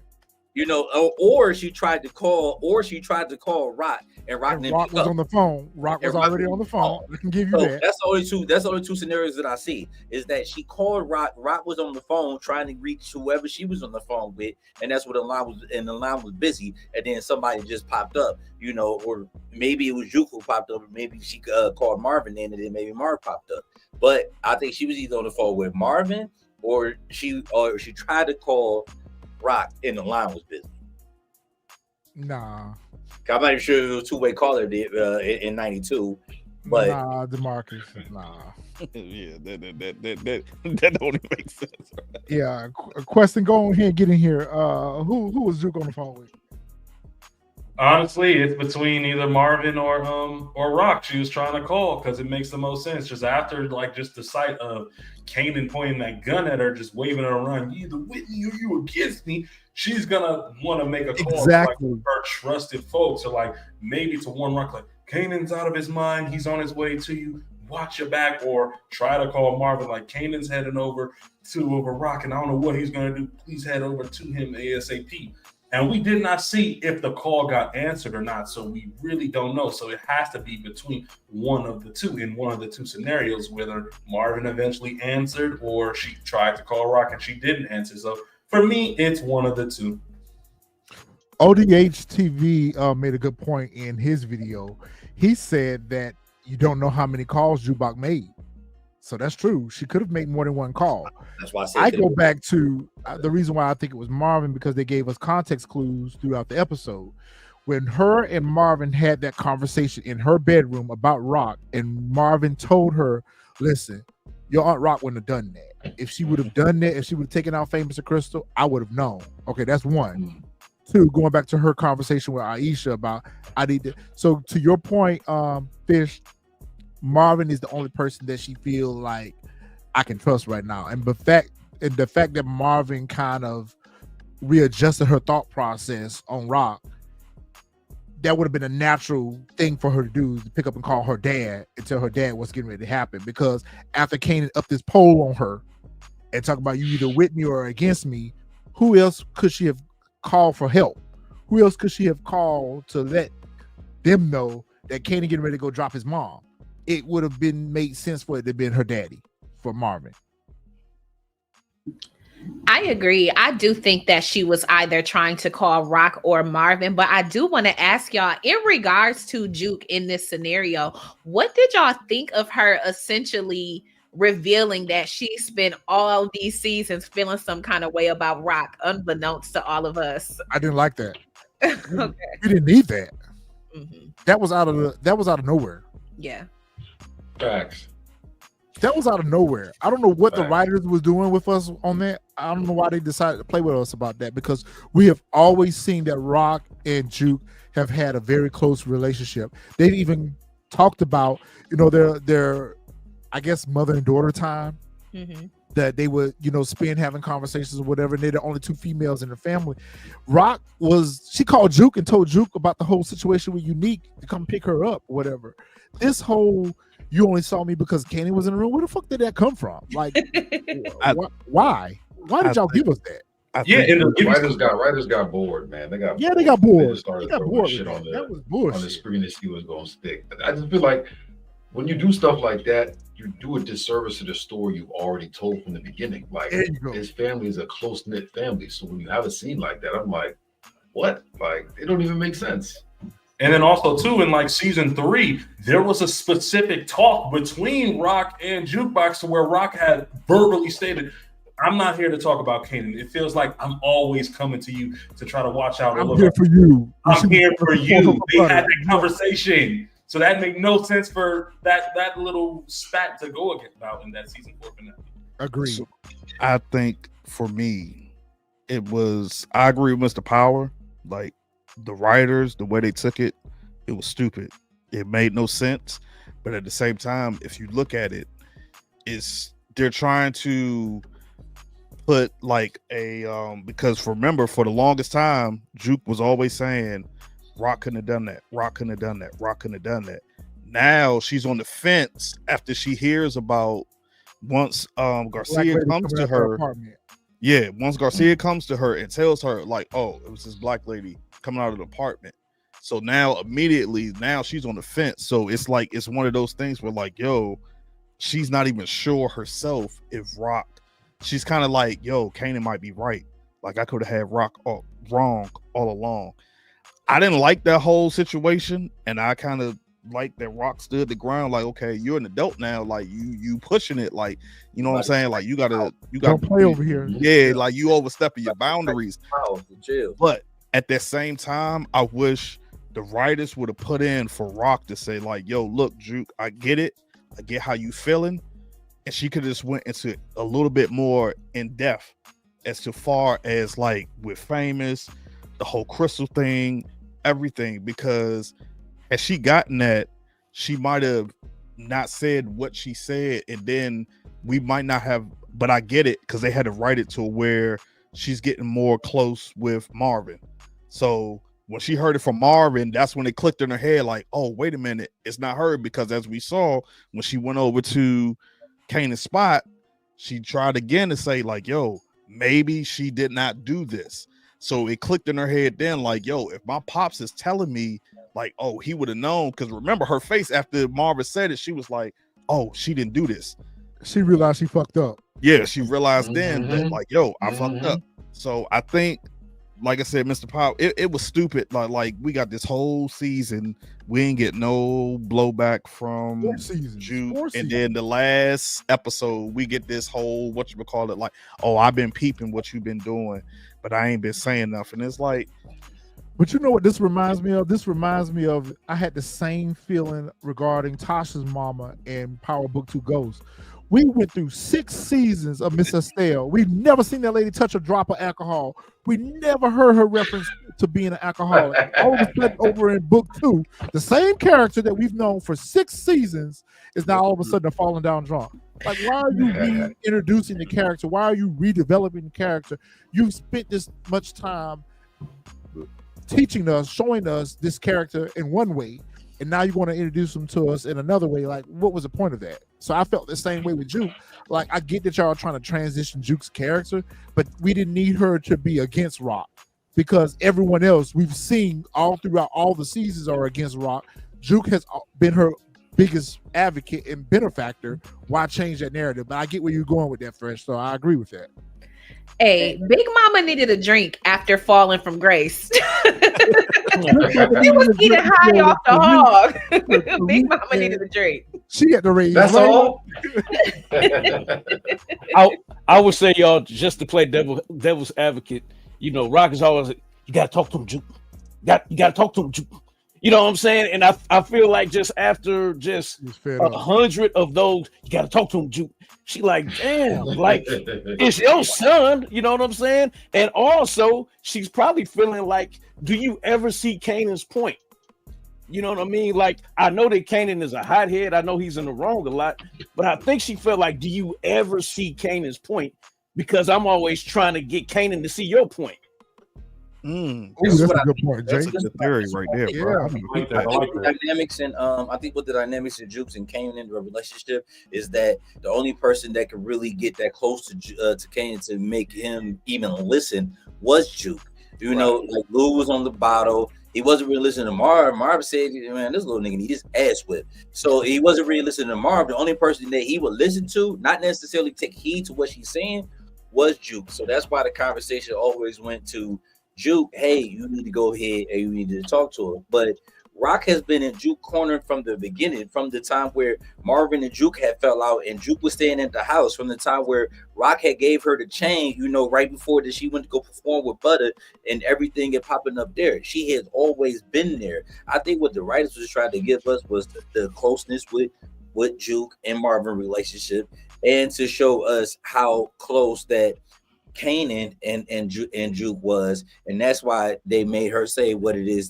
that she said while they were sitting at the table. I think Juke was dead wrong and she needed to be smacked in the mouth, but I think that was the only reason they did that, you know. But it goes, if you fast forward it, when he upped the strap on her and she looked at him like, yo, yeah, you wildin', you know. I'm trying to just give you a different type of, you know, perspective, because you only see, if it, again, we said this ad nauseum, if it rains, it's Rock's fault.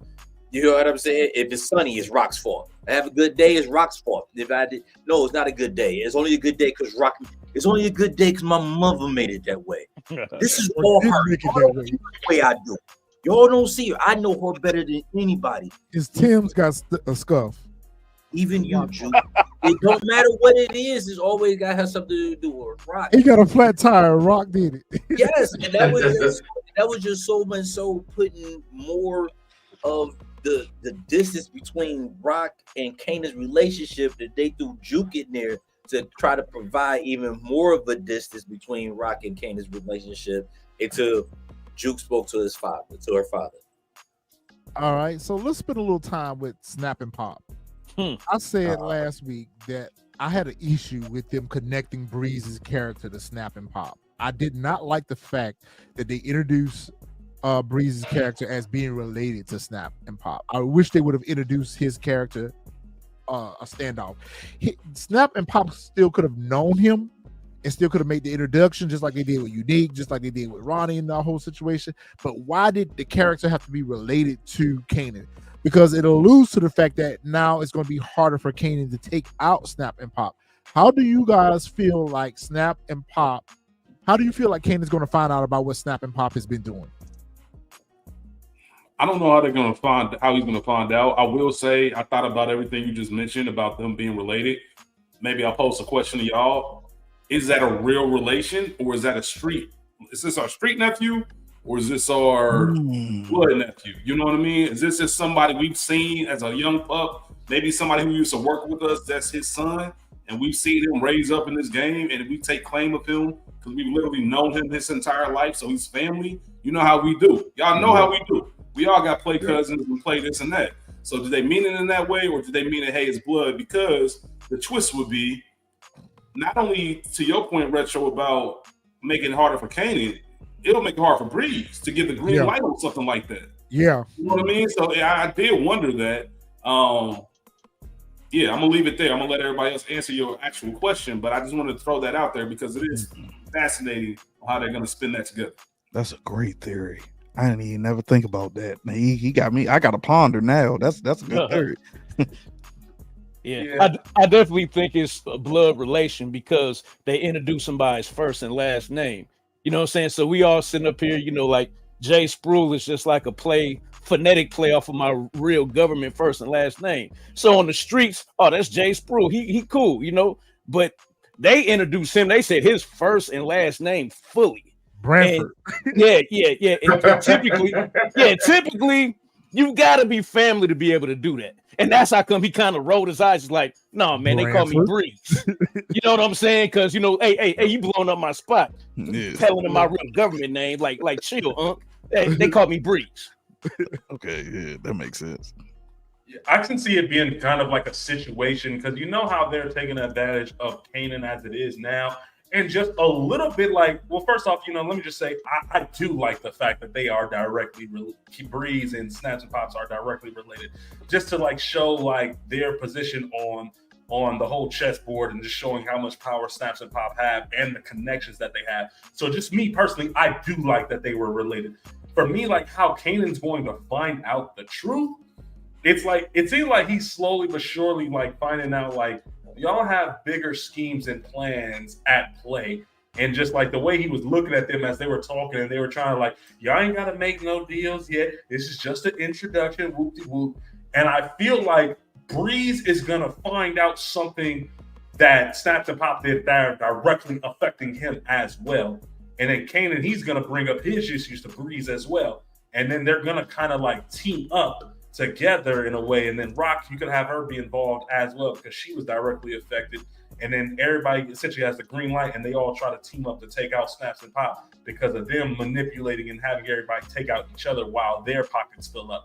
So that's how I think. I think like they're kind of manipulating and scheming on Breeze as well, and Breeze is going to find out and he's going to be in line with Kanan and taking them out.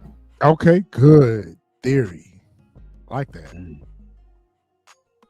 All right. Anyone else want to take a stab at that? Yeah, man, I agree with all that. I feel like Snaps and Pop have been just manipulating the board for so long. Eventually, you're gonna slip up. You're gonna make a mistake. And Kanan's stupid, but he ain't gonna be stupid forever. And I think now that he's working with Breeze and Breeze is gonna teach him how to move, he's gonna peep some stuff. And we know his power. It doesn't matter. Family kills family all the time. They're gonna keep killing family because that's what they do in power. So they're gonna be off the board pretty soon. And that's the only way. I mean, if Kanan want to take over, Snaps and Pop can't be the ones running him. He gotta get them out the way. That's right. If I could just piggyback off of what Mr. Power said, I honestly think they already slipped up a little bit because that conversation during the introduction, Kanan kind of gave him a side eye, like, wait a minute. Unique being a temporary ally. Yeah, so I think his antennas is already up. So I think they already have slipped up, because Pop was talking too much. For sure. Okay, I was gonna say, Kyron, I already told you, I do think that Breeze is a blood relative, but also I don't think Kanan needs to get Breeze's permission to take them off the board. Even though he got their permission to take Ronnie off. No, once Kanan finally comes to his right mind and figures out the ways in which he's been manipulated, despite him being in partnership with Breeze, if they're so alike as Pop alluded, I don't think that he needs his permission. Kanan, from what we've known of him for all of these seasons, for the most part, has done his own thing, even to his own detriment. So whether he pulls the trigger, we know that he's not a great shot up to this point. Or if that is an early job that he gets Tommy to do later down the line or something like that. Like, I don't think he's going to need the okay from Breeze to do that, because at the end of the day, he doesn't understand it now, but the Thomases are his family. So you made me kill my mother, allegedly. You took out my girl. You took out my best friend. It's up. It doesn't matter. I don't need your permission to do that. I've been standing on my own all of this time. And if I don't give a fuck, if I can tell Unique to his face that I took out your brother, if I can step to my mother, I don't care about y'all. You're an ends to a means at this current juncture, but I'm Kanan Stark. I'm me. You can't manipulate me. And he's already, to your point earlier, he's already given them a handful of side eyes on their manipulation tactics. So as low as he is, he does have a tinge of street smarts. So I was gonna say, go ahead, Jay Sparrow. the way I think the whole panel is irritated with how Garcia keep popping out on Juke, right? Like we all hate that, right? I think the next time Garcia pop out on Juke, he gonna slip up and say something, and that light bulb is gonna go off on Juke head, and and I don't know if she'll show her hand to Garcia that she knows, but she gonna tell Kanan, and it's gonna be a green light. Kanan gonna snap. Is he on Snap and Pop payroll? Is the question No. I'm starting to wonder. I was about to pose another question before you said that, Retro. So, Is he? Jace, before I That whole black lady coming out of the apartment, that seems purposely placed. well, I The mean, whole black lady coming out of the building seems purposely placed. It also it's true though. It is true. I wonder. Yeah, that was kind of sus. That was a little suspect. I mean, So- Yeah. you have to ask yourself: is he on payroll? okay, so I'm gonna answer your question and follow up with a question. So I don't think it is. I don't think that he is because remember he was never investigating Crystal's death. He only did it because of Juke. Juke asked about it. Yeah, so once Juke asked about it, he started to do it. Then that's when he found out that they found out it was a black lady coming out, which is none other than Pop. My thing is, as y'all go back to as far as Snaps and Pops getting taken out, I'm starting to think it's not going to be Kanan.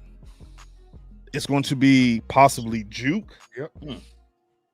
Or it's going to be someone along the line. They're just going to be I can't even think of the word, that's like during the whole war thing, they're just going to get taken out. I don't think it'll possibly be Kanan. I think Kanan probably won't even find out that they had anything to do with what happened to Famous and Crystal until after they're gone. So I think and that's what Jay Sproul was rolling over to, that Garcia's going to say something, slip up. Juke is going to realize, we saw Juke when she was on the basketball court, she was already like 7:30. She was going wild. So it's going to be like, ain't nothing going to stop her from taking out, because we saw Juke in the season 5 trailer crying. So it could be possibly that they take out Marvin. That's her revenge tour right there. And she takes them off the board, or it's going to be someone else. There's going to be collateral damage between the whole war, and somebody else is going to take them out. It's not necessarily going to be Kanan, because like you said, I can't see that Breeze will be like, go ahead, take them out, knock them off the board, unless he does some whole manipulate thing where he takes them out and then he tells the Breeze like, oh, I don't know what happened. But we know Kanan's not that smart. He's dumb as a box of rocks. So I can't see him doing that. So Okay, real quick before we wrap up, what do y'all think here in this particular teaser from season 5 in the trailer? And I think for the first time ever, we have gotten an early teaser for the next season. So we know that they've wrapped up production on season 5, and they've put a little mini teaser out. They kind of blended it in with Force. So, I wasn't even paying attention to the shit that was going on in Force because I'm ready for it to go. But do you think here is when she realizes or she finds out that Marvin is gone? Absolutely. He gone. He dead. She foreshadowed it when she was talking to Aisha, right? Yes. She was like, I need to stay here for my dad and look out for him. I'm like, hold up, Marvin's a grown-ass man. Why you need to stay in and look out for him? So I think that's kind of foreshadowing, to push her story forward. He gonna have to go. It makes sense. He got to go. I think it's the opposite, reverse it. I think Rock is gone. Because think about it, she's consoling Kanan, but she still is in shock and she's still in pain because her last interaction with Rock was an argument. That's what I thought. That when I initially saw this, that's exactly what I thought. That. But how was Kanan going to flip it? Unless, as I've said, my theory, unless it's not Kanan that unalives Rock, and we get the first episode. That shot that we hear is none other than Unique and Akbar rolling up, 100%. and they spraying the house. That's the only way. Or is it that Marvin took Rock's bullet? Or is it Marvin took Rock's bullet? You think he would do that though? Think about going to your point. Her last interaction with Rock was an argument, so was Marvin's. Marvin's last interaction with Rock was an argument. But one thing we know from Marvin is he always show up for his family. That's his little sister. So if that call was from Juke to Marvin, that Kanan getting ready to go do something stupid to Aunt Rock, Marvin shows up. What if he takes the bullet for Rock and Rock is out of here? I mean, Marvin is out of here. And that's what this is.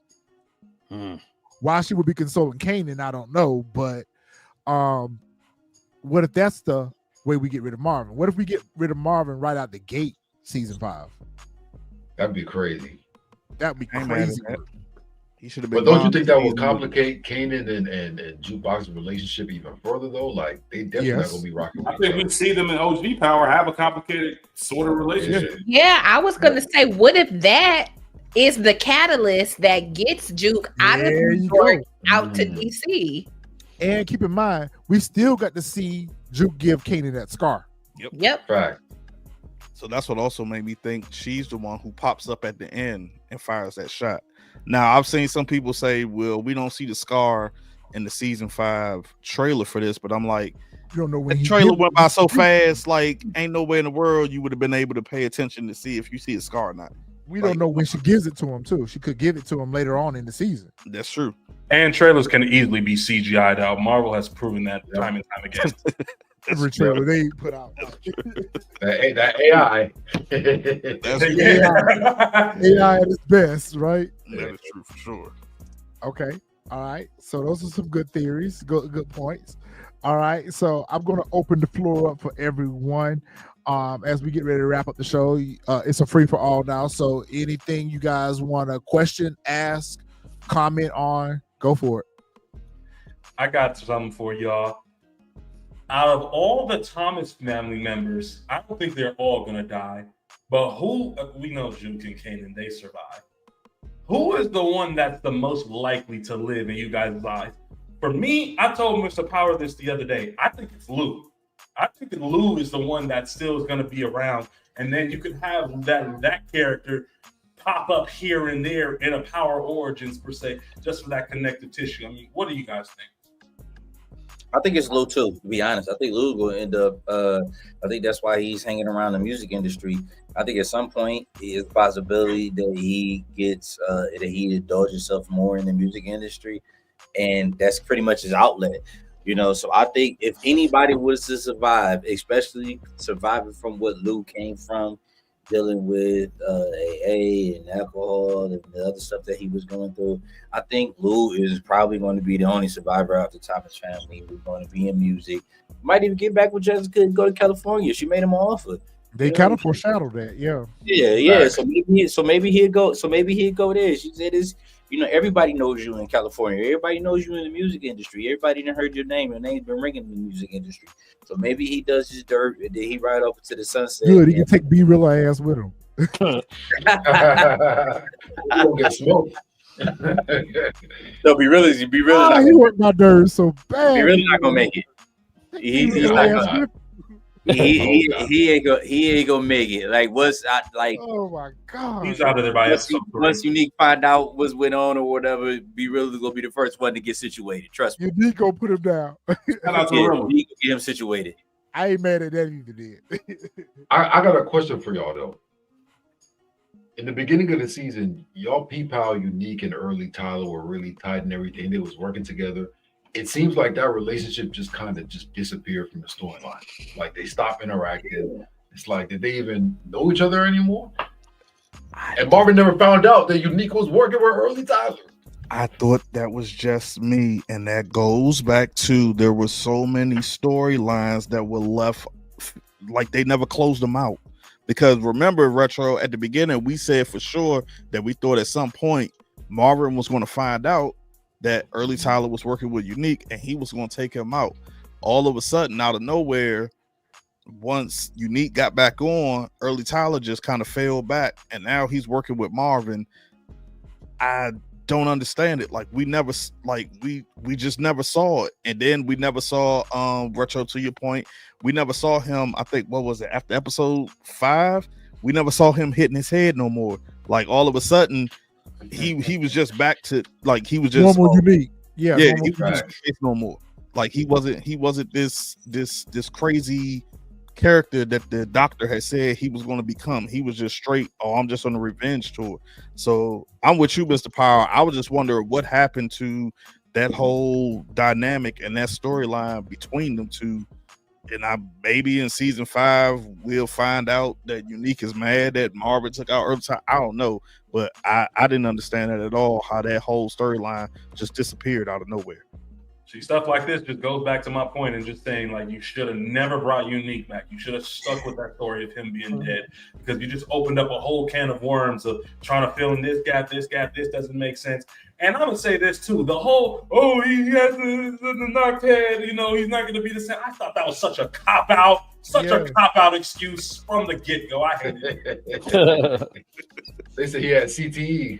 Yeah, such a cop-out. I did not like that excuse of why he would be, he don't look at Rock the same. That's why he's not thinking. Like, just use your brain. And he remembers everything vividly, but he sure don't remember his conflict with Ronnie. He don't remember none of his conflict with Ronnie. He don't remember the fact that he ran up on Ronnie and Ronnie attacked him. The fact that he's back at the tailor shop and not having any flashbacks to that last moment of being attacked at the tailor shop is crazy work to me. But yeah, I'm not even gonna get on a tangent about that because that's just stupid. Just absolutely stupid in the writing. Retro, he did tell Kanan that he wasn't feeling Ronnie at the end either. So he does have some sort of remembrance. The only thing that I'll say is maybe in season 5, because the vet he said that the dog was normal at first and then he switched. So maybe we see him having these blackouts with Pranessa, these random fits of rage, and we haven't seen it since then, but maybe that makes a return in season 5 and Akbar has to put Unique down because he done played crazy in his face. We did play crazy in his face. You're lying about that. Unique remembers everything, but don't remember the fact that Ronnie outright hated Rock. So why would they ever work together? You don't remember Ronnie taking out Dean, huh? You don't remember that either, huh? You don't remember none of that. What'd he say? Fuck Rock. Fuck Rock. Fuck Rock. That's all he know. That's the only language he knew. It still said that he loved her though. I was still mad that. No, he talking about Ronnie. Ronnie was saying fuck Rock. Yeah. Remember when I know that. But I was saying as far as like Unique, we never even got to get more on that when he mentioned that I still love her though. Like I thought I said that earlier. Like they missed the opportunity with that, because I feel like they did though. He still had some moments where he kept pressing over her, like telling Lou about their relationship. If you ain't like her no more, why are you talking about y'all past for it? Clearly, there's right. You acting like a jealous baby daddy. I think he just get under her skin and even call me daddy. And Rock wasn't pressed at all. She wasn't bothered. She wouldn't move. She was like, "Oh, okay." Go pick up Pranessa and Jerome. Like Rock, I love Rock. Rock don't even like. Rock told him at the beginning of season 1 she don't get on her knees for no man, and she showed that. Like no matter how much up against the wall she is, she never crack under pressure. Like now you see she gets stressed, she starts smoking them cigarettes. She starts smoking them Newports when she gets stressed, but she never let her opposition know that she in a tight spot. So that's one thing I like about the Rock character is that she don't break under pressure. All right, man. Ain't no more E-Tone. That was a cameo. That was it. That's all. No more E-Tone. We better not see him again. Yeah. Work on your quarterback accuracy, fam. That's what you need to be practicing, throwing some straight lines instead of some acting lines. That's it. No more E-Tone. You ain't gonna see no more here. We didn't need to see him for this. We didn't. No. Yeah, don't turn this shit into BMF now. Oh my God. At least you could wish me luck. We got like one more week before we doing that. Are y'all gonna be watching BMF this season or not? Fresh and Jack does. I gotta watch it just because just to finish. I got same way I'm watching the Sky.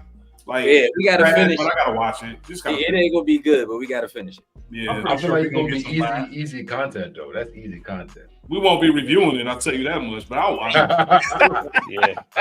I wasn't going to watch BMF, but now that they get into the record label side of BMF, it might draw me back in. But after what is his name? Lamar poured his poo-poo on another black man.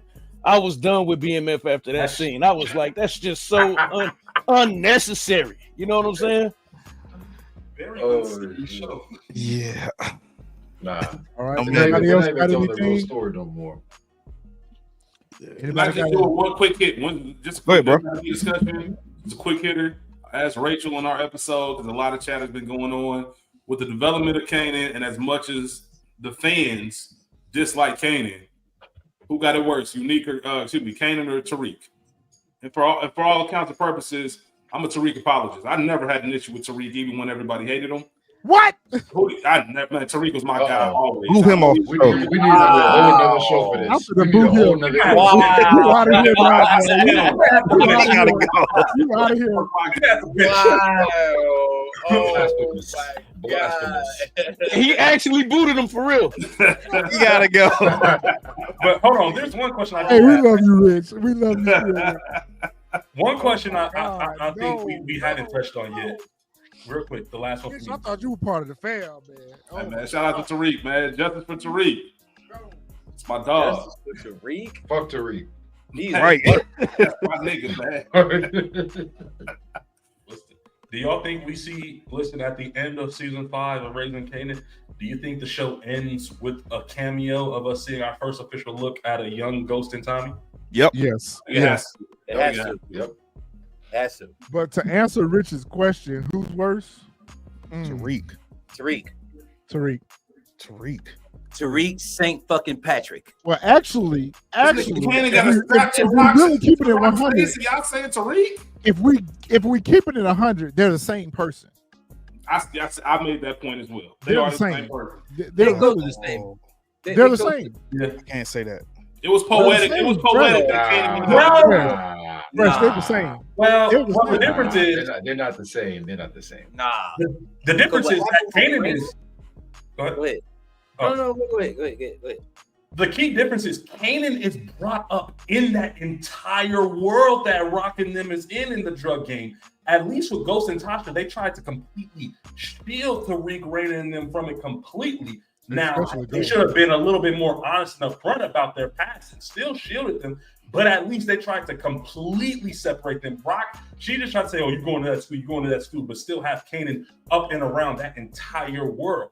So But that's technically, she nobody did want to the be a same hood thing nigga too, more though. than a She did the suburban same kid. thing too, though, because Hey, had Kanan went to Stuyvesant, he wouldn't have been a part of it. But his refusal to go to Stuyvesant kept him around. That's true. But but at Very the same true. time, with Ghost and Tasha, where the whole thing messed up is Ghost no longer being in the house, and then Tariq. She's known Tasha. Yeah, I agree. And that's Tasha's fault, because if Tasha would have let that man lay hands on that boy and got his mind right, he wouldn't have did what he wanted to. So that's why I said it's Tariq was worse, because Tariq had all the Ghost kept telling him, bruh, you have all the money and the opportunities I never have. You do not have to be in this life. What did he keep saying? Teach me the game, Ghost. Why? Yes. You Kanan don't did have too, though. but there was like Fish was saying, that Kanan grew up in it, so he already knew what his mama was doing. He already knew what Rock was doing. Out of Starting Gate, yeah. Yeah, Tariq didn't know that. Tariq Yeah. was only doing that to rebel, and then he just wanted to be like, oh, I just want to be this kingpin, which he was still a stupid kingpin. So he was worse, because it was like, bruh, in real life, Tariq would have been gone before we got season 1, book 2. And he got his sister unalive. Got his sister unalive. The did manipulation all- with Trey, the manipulation with Tommy. Stop it. Raina death was her fault. It was like, Whoa! Who said that? Raina's death was her fault. Who said that? He got to go. Raina's death was her fault. She knew You damn outta well here she shouldn't have tripping, been. Pop. whoa, yeah, get him out. Hold on, no, I want to hear his explanation on this. Come on this. now. You better come with a good one. If y'all watched the show, y'all knew Raina knew exactly what her parents was doing. She was the first one to really get hit. She knew what was going on with Tariq. She knew what he was doing. She should have stayed out of his business. You going up to Ray Ray, the stone cold killer, saying, "I know who you are, Ray Ray." What you think was going to happen? She wouldn't even knew You Ray can't Ray take for that what to Tariq. She wouldn't even knew Ray Ray for what for Tariq. Yeah, she did say, my dad is gonna kill you. Like that wasn't Why smart. would you say that? Why would you say That that? wasn't smart. Come on. Hey now. y'all, I got one question because I see we had 2 hours and 15 minutes, so I don't want to do. Since we kind of segue to Tyreek, will Tyreek make your enjoyment of Force more this season if he is a part of that show? No. No. You want some of this going, man? 100%. No. 100%. Bring back Ghost, and we'll be good. Thank you. I mean, if wanna he makes respond sense to for the Mr. show, then Power, cool. Okay, so I hear what you're saying, Mr. Power. I check what you're saying. Raina was out there trying to protect her brother, though. Because she saw her brother was out here ripping and running these streets and whatever. Yeah, she knew what the family was doing. He even said that. Raina, he even told Ghost that in episode 5, Happy Birthday, where he was like, yeah, Raina knew what you do too, but she didn't care because you bought her nice stuff. I get that, but she was out there trying to defend Ghost. She was not there trying to defend Tasha. She was out there trying to defend her crazy ass brother that was out here ripping and running the streets that got her caught up. But I guess you could say the same thing for Kanan too, because Kanan inadvertently caused Nicole's death. He aborted his first child. D-Wiz. He caused his best friend, both of his best friends, to get unalive in this situation. So I mean, I feel like Kanan is just as culpable as Tariq was in all of his missteps. Tariq was just stupid and was just fueled by his anger against Ghost for cheating on Tasha. And then when Ghost put hands on Tasha, that didn't make it any better. But at the same time, I just feel like they're both the same character. I don't see anything different. Tariq is a little bit smarter than Kanan. That's all I'll give him. I'll give him that for sure. I'm I would saying He's never more give him smarter than Kanan, but as far as the missteps, they both make the same moves. But man, Raina was innocent in all this, Mr. Power. You can't take that away from her, sweetheart. I'm gonna give him my explicit version backstage. I'm gonna go in, and it's gonna be explicit. Matter of fact, I'm gonna Miss Raina like that. Miss Raina, she was a sweet little girl. And listen, and listen, and CG, he's gonna go in the exact same. Like we gonna Y'all know I go can't stand same no lane. Tariq. I We can't. gonna go in because I'm gonna go in as soon as we go backstage. I Y'all can't have stand no idea. Tariq. That little bastard. Y'all can go have right now. no idea. That is I don't want to see him in another spinoff or nothing. Let him go. this. He We go. died at the end of Go. I'm gonna wait. We gonna wrap this up, and then we'll be backstage. If Shout we out can to get Tariq. uncut versions of the backstage. Let's start out to Tariq. Man, I ain't shouting out no Tariq. Of the I feel like backstage. Old Shout out Randy to Orton. I Tariq. feel like the biggest wrestling heel or something, man. Yeah, Defending fuck Tariq. Tariq. Y'all niggas ain't Never seen a drug dealer have the easiest path to kingpin status ever. Exactly. Tariq should have been unalive so many times. Like, come on now. Tommy That should have whole dropped situation him was going- off the roof. Yeah. He stole from him. And he set him up with the Italians. Man, we'll be here another 2 hours. Literally. I'm gonna give him a part on that Let me be shit. quiet. I just got to be quiet. You stay alive So when you're that nigga like responsible that. for so much shit. You know what? I'm gonna wait till we have backstage.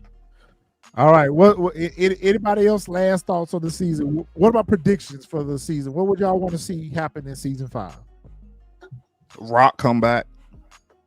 Rock and That's Kanan had a I reconciliation. bet Rock, she That's need to it. go into witness protection or something. She need to get out of town or something. What I want to see Juke become as gangster and as feared as Tommy and Ghost and Kanan was talking about.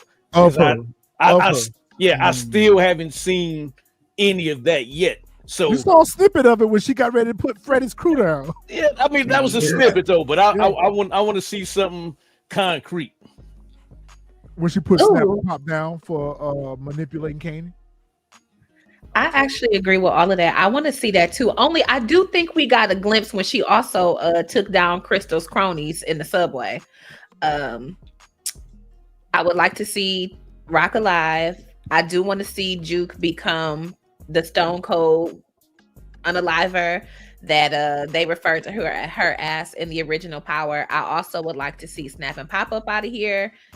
And I want to see Amber in a good home. We saw that. Marvin stays with her. Like he stays and maybe he develops a relationship before he gets up out of here with her family. Leave her some money or something. Put something aside for little Amber. She's been through enough. She has. Poor little Amber. Amber might get revenge and take out Marvin. Right. Why? He wasn't the reason why her druggy daddy She don't know that. himself and her sister in the bathtub. I mean, she And don't I know don't that. want to see more of that little girl. We don't saw enough of her. That's it. She's in a nice family now. She's gonna have a nice life. This She would be white. She'll perfect. be okay.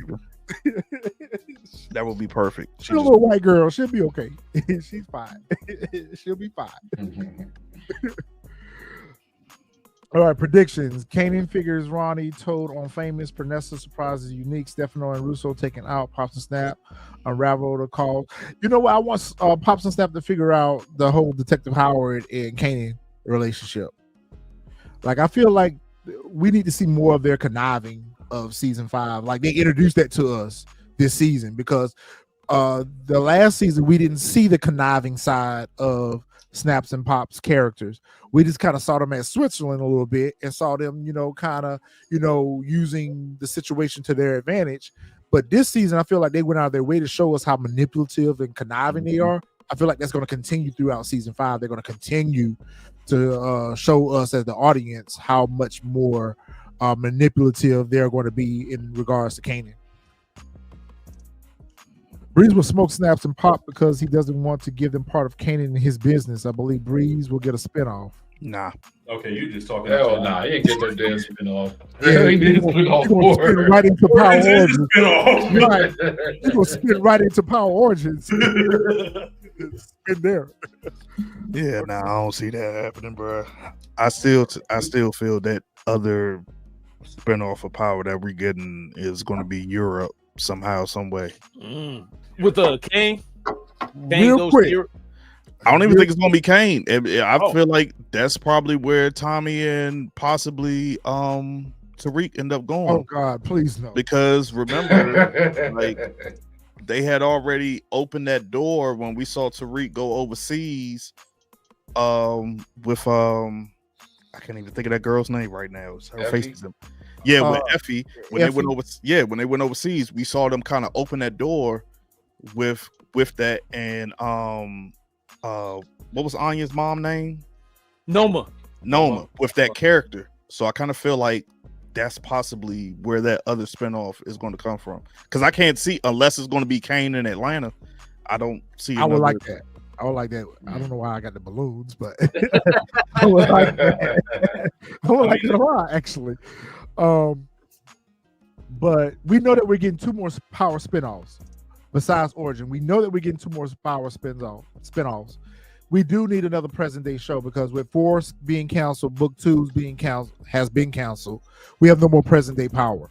So we do need. I felt like they were going to revive Tate's show. And I don't know what the other. Oh God! I'm probably about to get blasted on. I'm probably about to get blasted on for this, but I don't want to see no more Tommy either. I don't want to see no more Tommy. Tommy showed us through Force that he can't carry a show by himself without Ghost. So if you're going to bring Tommy back into another show, him and Tariq dynamic is just not going to fit for us. It's just not going to fit for us. The only way that we can get Tommy back in another show is if they bring the Ghost character back. I don't see what else they can do with Tommy's character. I don't see what else they can do with Tariq's character. So I guess my last question is, what do you think the new spinoffs are going to be about? Who are they going to be about? I mean, there was a rumor a while back. It could be just on the back burner, but what old boy was saying that like, oh, they're going to head to Europe, man. You could be going to London. You could go the Top Boy route or something along those lines. And then you could have you can bring in a whole bunch of new characters. Because that's what Mr. Power, he made a video and we briefly spoke about it too. Power desperately needs right now, they need a brand new show with a bunch of brand new characters. Give us something completely new at this point in time. You can have some characters within the universe, like some supporting characters that just like, some familiar faces just to keep people familiarized. But it definitely needs like something fresh and brand new location, new characters. If you want to go internationally, you want to go to London, go there. If you want to go the typical, let's head to the West Coast, let's go to California, like Tommy was originally supposed to go, but they chose to go to Chicago. Go to LA, man. That I feel like, let's go to LA. That's how I feel. Yeah, Power LA. To back up off this point, I think you're absolutely right. Something present day, maybe something along like the B route. If anybody watches The Boys, when you had this other show that's still kind of completely different characters and have a way to introduce them and really have the story be about them. The other spinoff that I don't know if they'll do it. I think they've been doing such a great job with Haley Kilgore. maybe we get a little bit more Juke on that transition into being a police officer and going to DC and what she's up to. Because I think Juke's character could carry a show without Kanan. I think they put it into her, and that's very fascinating because the one thing, and Rachel will tell you that I've been asking, and we ask each other, all right, when does Juke become the Juke we meet in Original Power? I don't think we're going to get all the way there. I forget which one of you made the point about you want to see that fierce killer, crazy Juke, but I think a spinoff really giving that character some time, and Haley Kilgore just an incredible actor. I think it could work. Yeah, I think Diana's gonna get a spinoff. Oh shit! I said that too.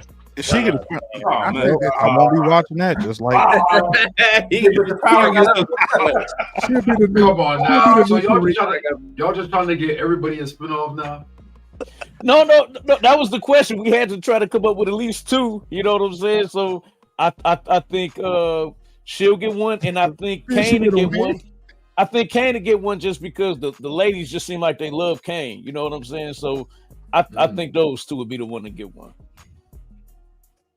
Ray, who you want? What are your thoughts on the new spinoffs? I like the Juke of it all. I like that. Get her up in DC.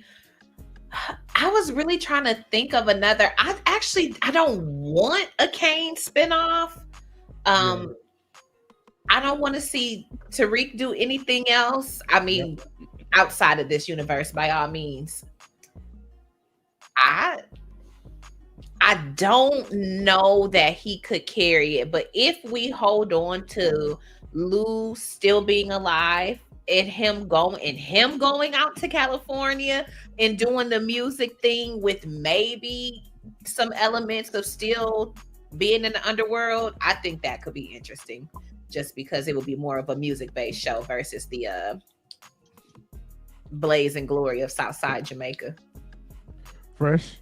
I'm with Fish and Mr. Power. We just need a whole new show with whole new characters. That's the only way. Like, I mean, it can still be a spinoff, but it can still be. We don't want to see no 2-bit. Like, hell yeah, nah. we want to see no damn 2-bit. When he stopped fucking on Courtney Kemp, that was the end of him. Yeah, when he stopped fucking on her, that was it for him. Yeah, no more. Oh shit! That was it. What y'all laughing for? Y'all say it ain't so.